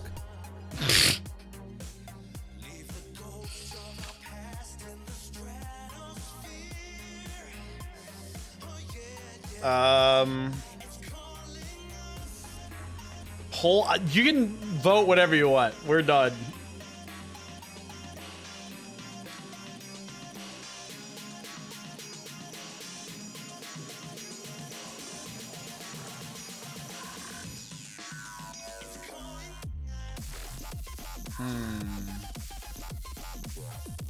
So it's either Li blank blank T, and it can't be limit, which is the first word that comes to mind because there's not an I in the fourth spot.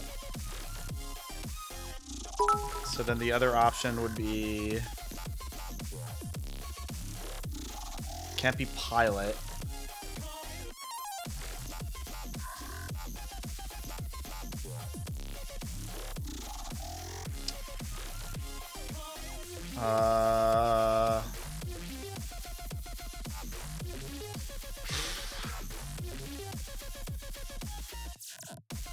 What the hell is this?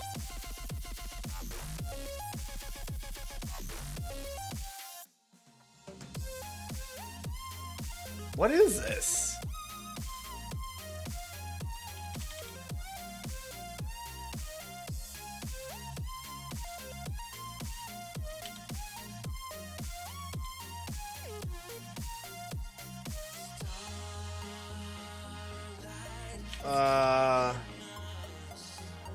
I'm need to guess a burner word.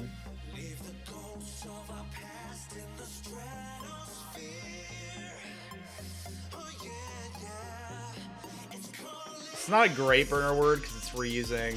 Okay. Starts with an I?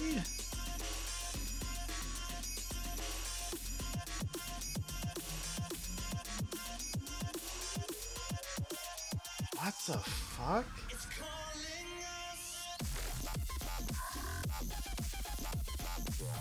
What is this?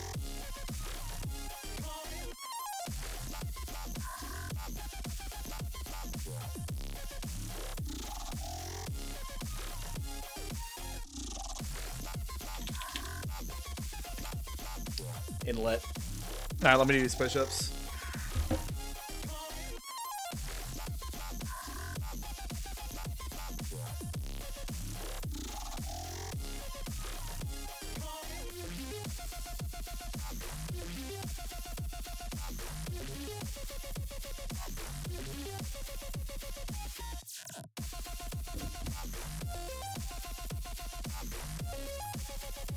With my whole chest, I was about to guess idiot. All right.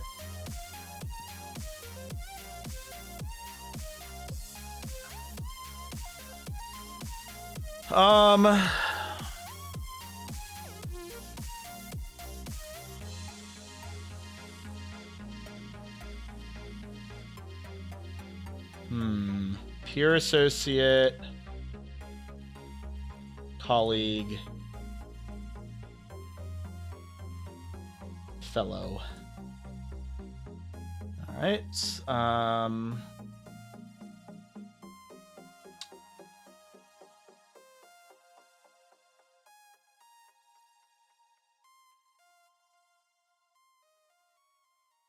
Look, style, design, scheme. Okay.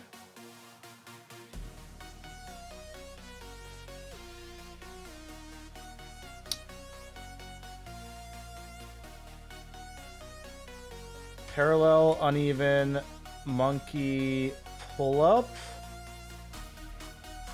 Yep. And then whatever this is. Shades, spectacles, contacts, goggles. Eyewear. Yeah.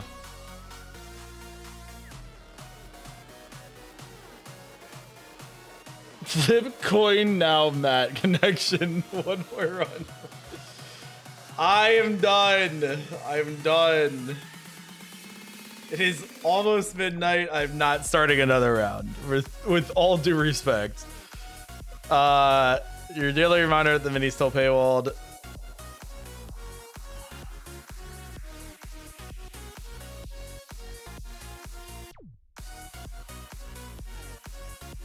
What the fuck? This is ancient, bro. It's gotta be like 1904. Just a vibe. Whoa, look at this fucking doohickey. What the fuck?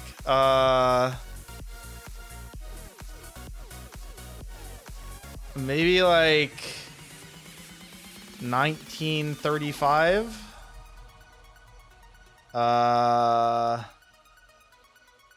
Maybe right here. Okay.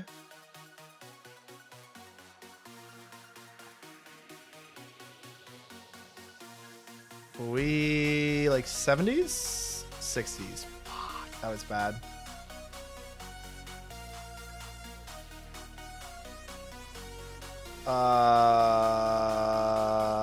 I'm gonna say 80s.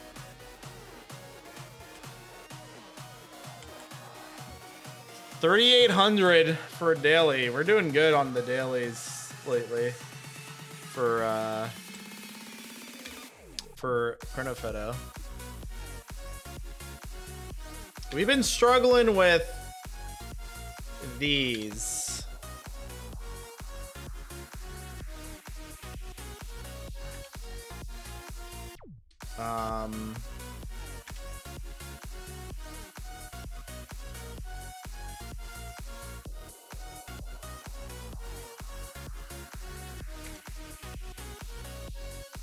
Okay. Doing too good at that Dulce today, not having another flip.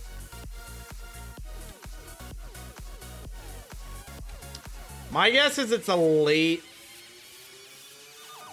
It's like a late PL word. Pluto. Okay, proper noun, can't do that. Pluck. Ooh. I don't think we're getting much later than that. So maybe it's an early poach.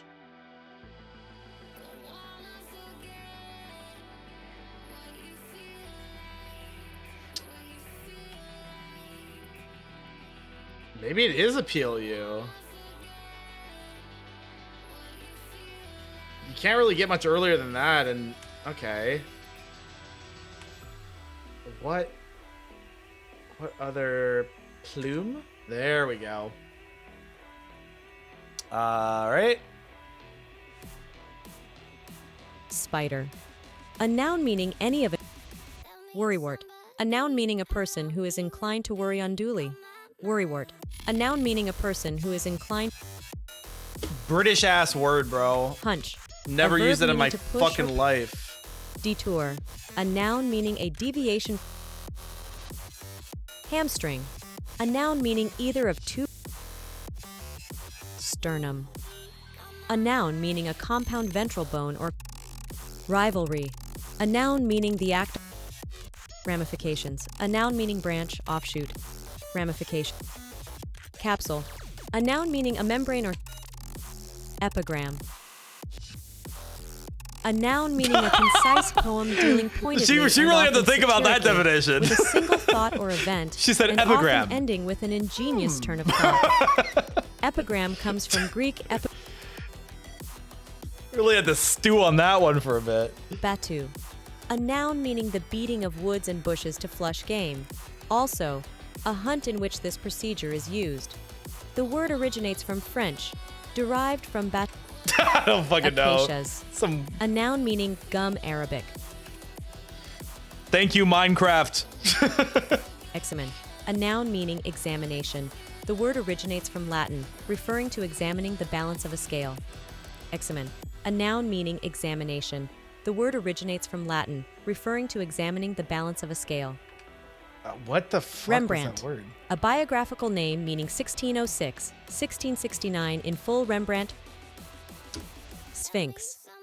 A noun meaning a winged female monster in Greek mythology, having a woman's head and a line. Okay. Oh, there's a D in there? That's what she said? Okay. Not bad. Old Yeller shot at the end by owner. Biting starts to cause rabies infection.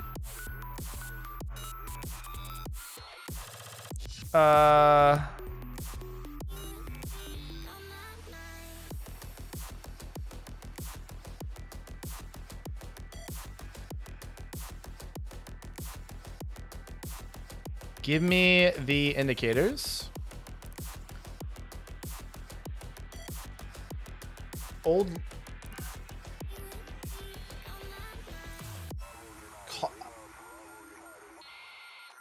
Okay. Indicators are at the end, biting, and starts to. Two of these are selection indicators, guiding us to focus on certain letters and neighboring fodder by naming their positions. The other is a containing indicator.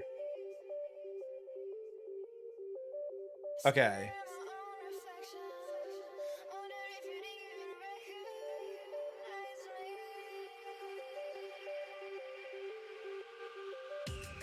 B.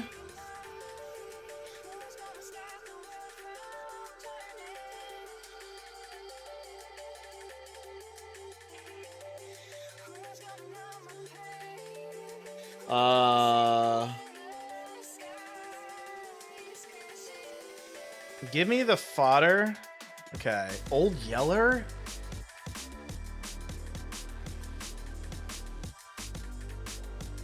Shot at the end by owner.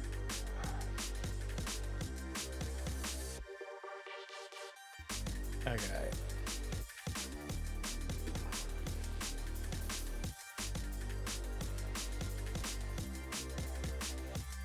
Owner causing rabies infection.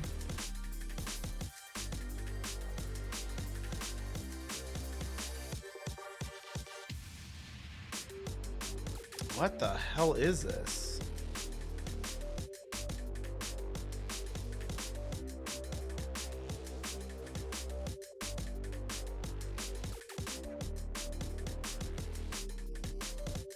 Oh, maybe it's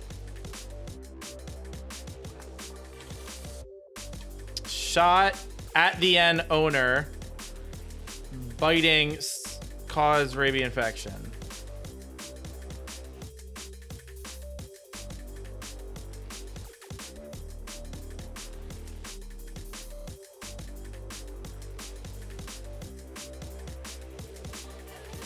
Chat, it's not making sense.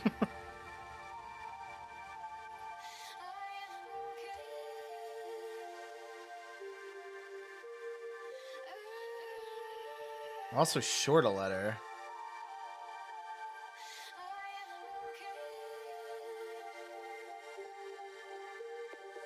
Give me a lead. The definition is old yeller. Old yeller. It's got to be a more literal definition.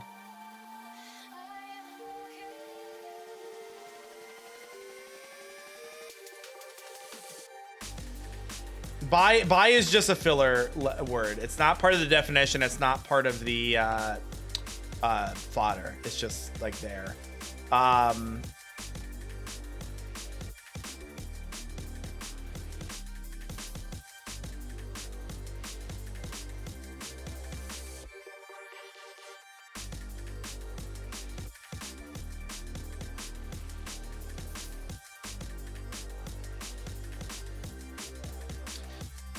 Maybe it's hold on. Maybe it's shot.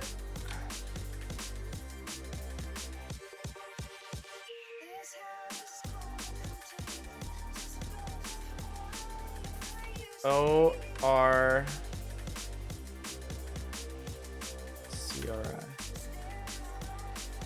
Now. This is a tough one. Give me a letter. T.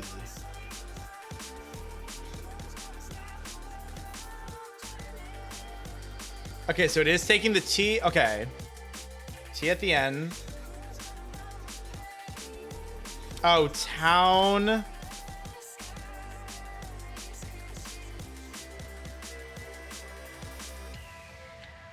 What? Oh, town crier. What? Okay. Okay. Kind of a weird one. Let's look at today's. Most of rappers remix beats rock.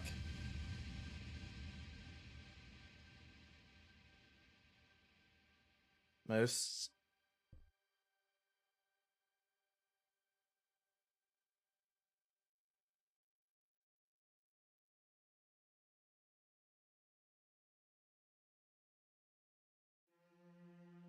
It's paper.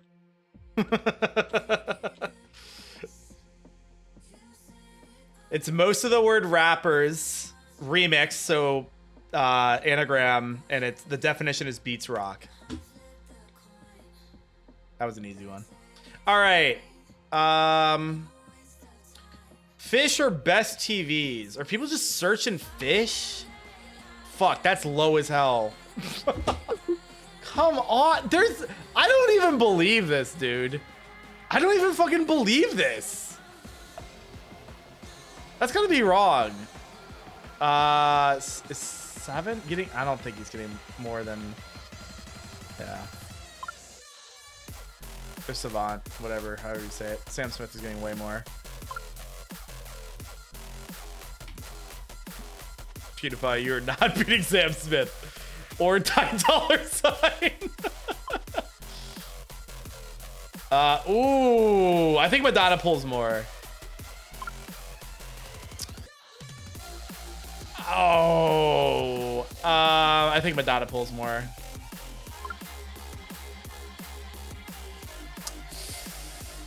I think J-Lo pulls more. That's surprisingly low. One Republic is gonna, yeah, be pretty high. Unironically, this is tough. I think One Republic will still be higher.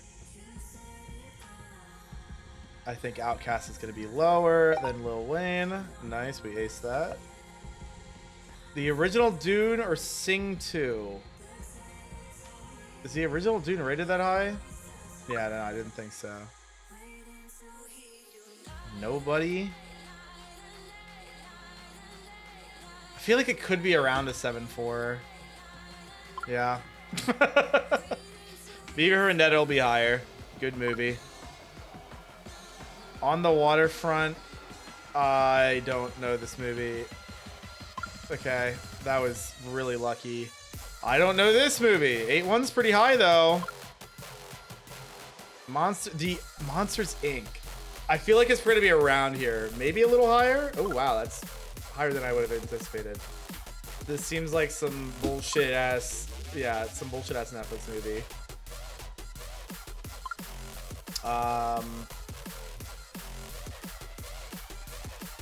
Is this a good Pirates of the Caribbean? Let's find out. It is. 2012 is not going to rank high. All right, nice.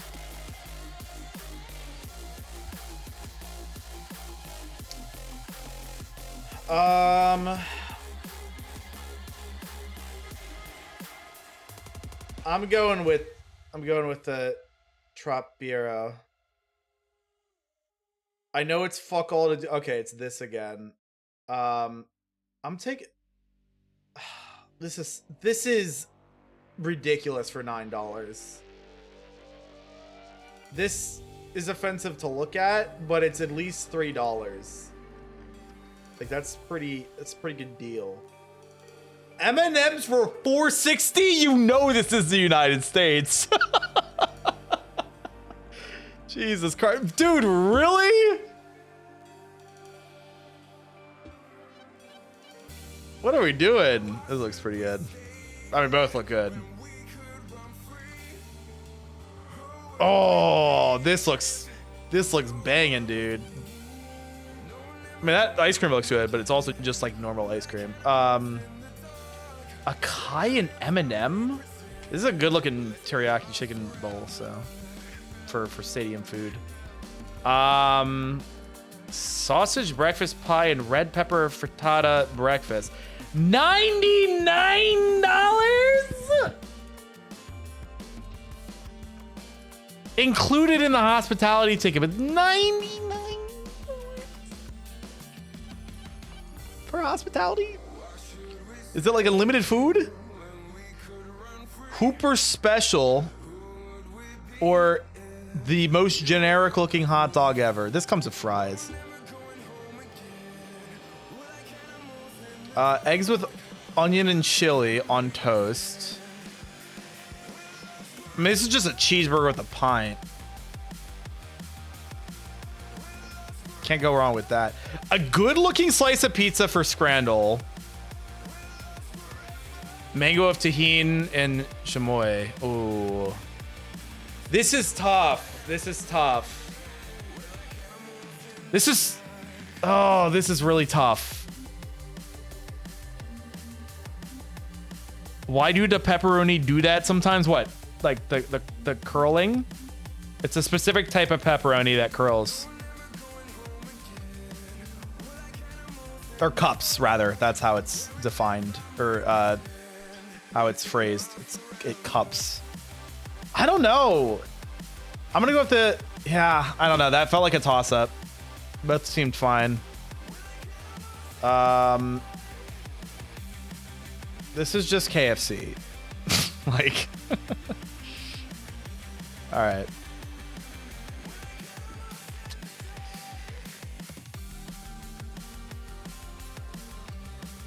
Oh man, this is some Econo box. I just don't know what.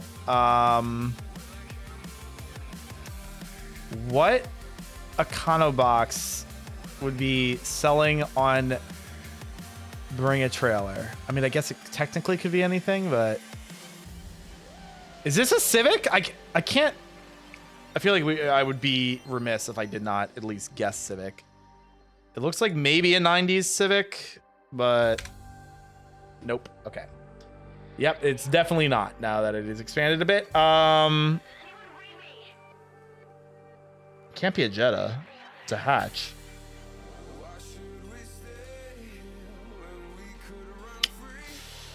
What is this?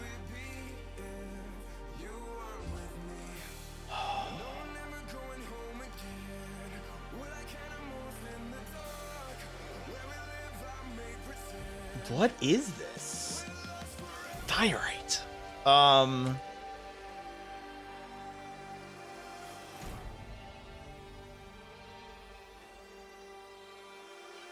don't fucking know. Is it like some fucking...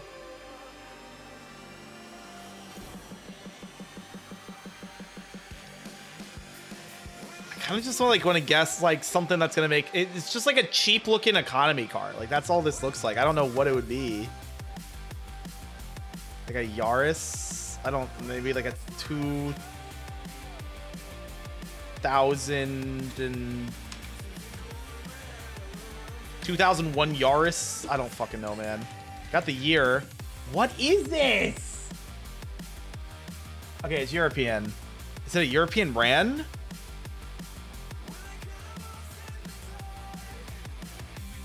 Is it? I won't know. I'm guessing not.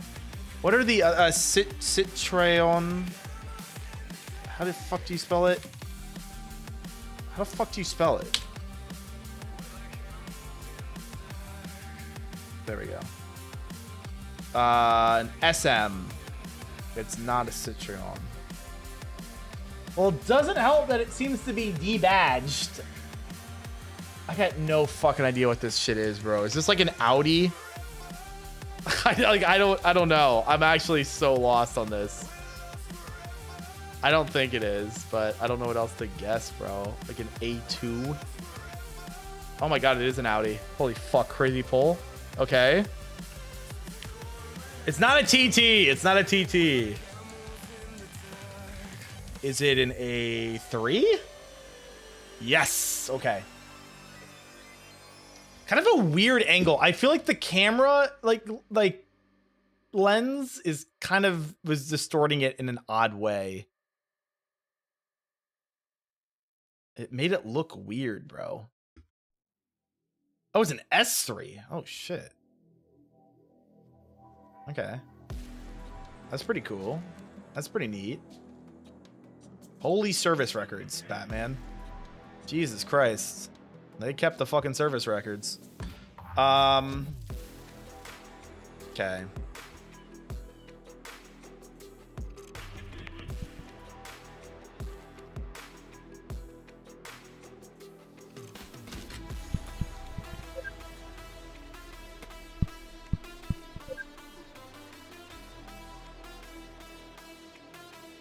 Hear me out? Never mind, didn't really work, but that's fine.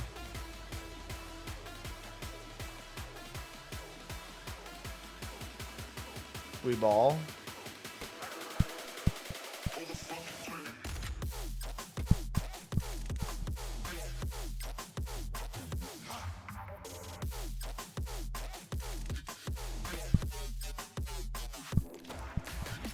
Okay, this is kind of dog shit placement.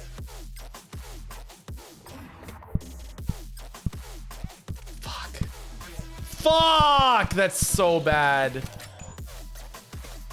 Okay. God damn it.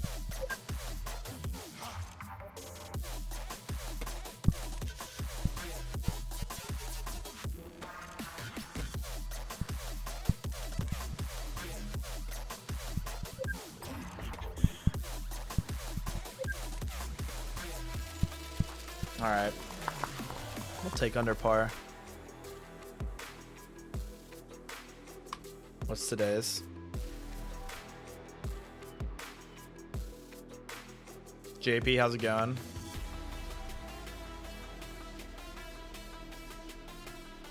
Hear me out. Hear me out. Okay, that did not work as well as I was hoping. That's fine.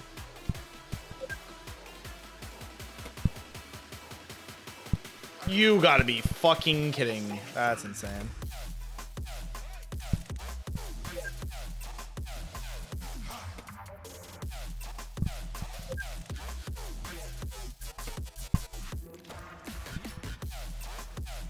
That's annoying. Do I have the reach? Nope, I don't. Fuck. Nice.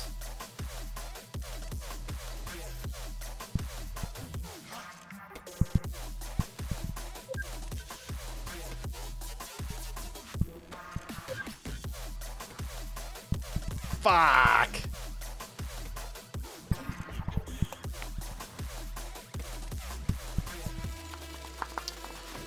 Under par again. Light work, light work. All right, Cuddle, what do we got?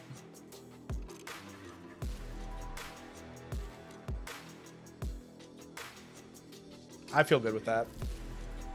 Okay. Cool. That was today's. Yeah, it did update. All right. We have a medium. Medium clues by Sam. All right. Both criminals in row 2 are connected. So there's 2 criminals in row 2, which means Hope has to be a criminal. Toss up between you two. Only one of the 2 innocents neighboring Freya is Brian's neighbor. Only one of the 2 innocents. So you're one of them. And then there's only... Okay, I'll just leave that off for now. Exactly 1 innocent in row 2 is neighboring Nick, so you're a criminal, which makes you innocent. Uma is 1. Hold on. Yeah, no. Uma is 1 of the 3 criminals in column D. Okay. There's only 1 innocent below Kevin. At least, or each column has at least 3 criminals.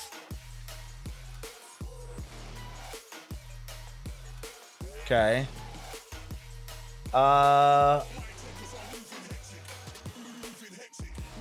Cool.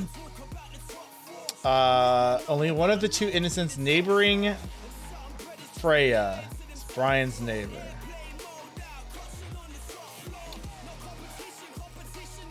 Okay. What is the deduction I'm supposed to be making here? Exactly 1 innocent in row 2 is neighboring Nick. Okay.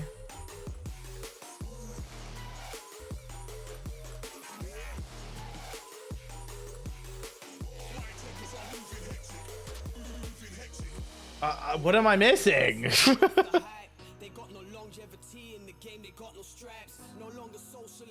Oh, these are all criminals. That's what I'm missing. An odd number of criminals above Wanda. An odd number. We know this has got to be a toss-up.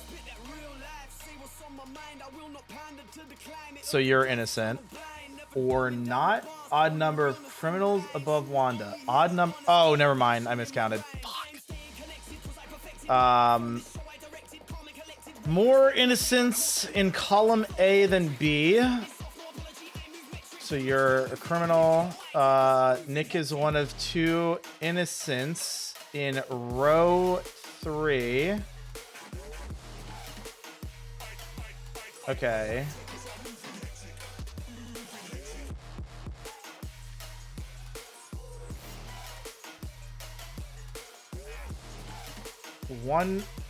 Nick is one of two innocents. Okay.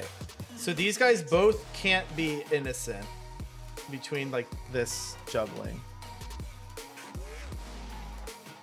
Each column has at least 3 criminals. We're good there.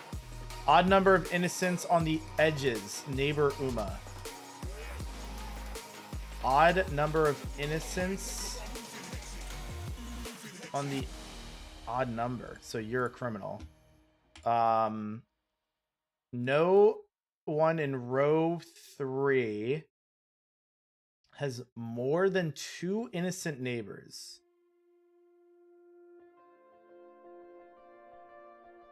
No one has more than 2. Okay, so this would be valid. You have to. Oh, so you're a criminal. I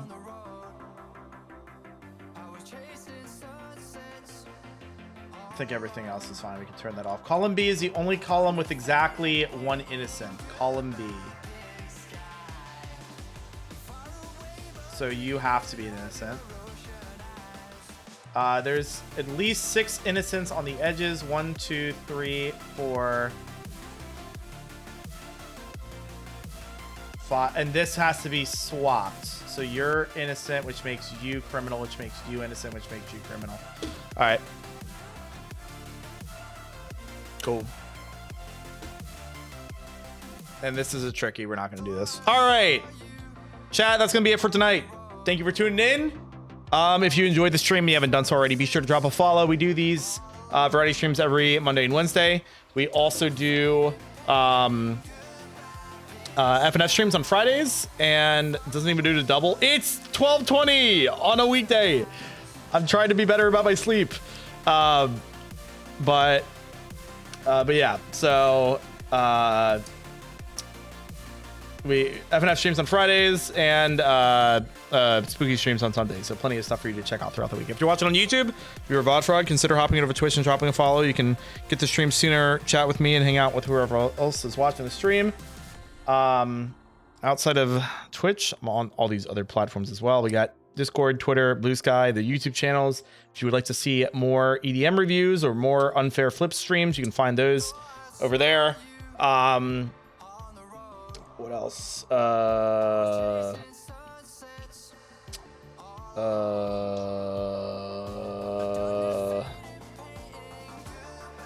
Yeah. And then TikTok if you prefer that over YouTube Shorts. All right. That will be it for tonight, though. Next stream will be on Friday. We got FNF. You know the drill. Yeah. That's all I got. I'm gonna get some sleep. But yeah, have a good rest of your night, evening, day, or morning, guys. And I will see you next time. All right. Bye.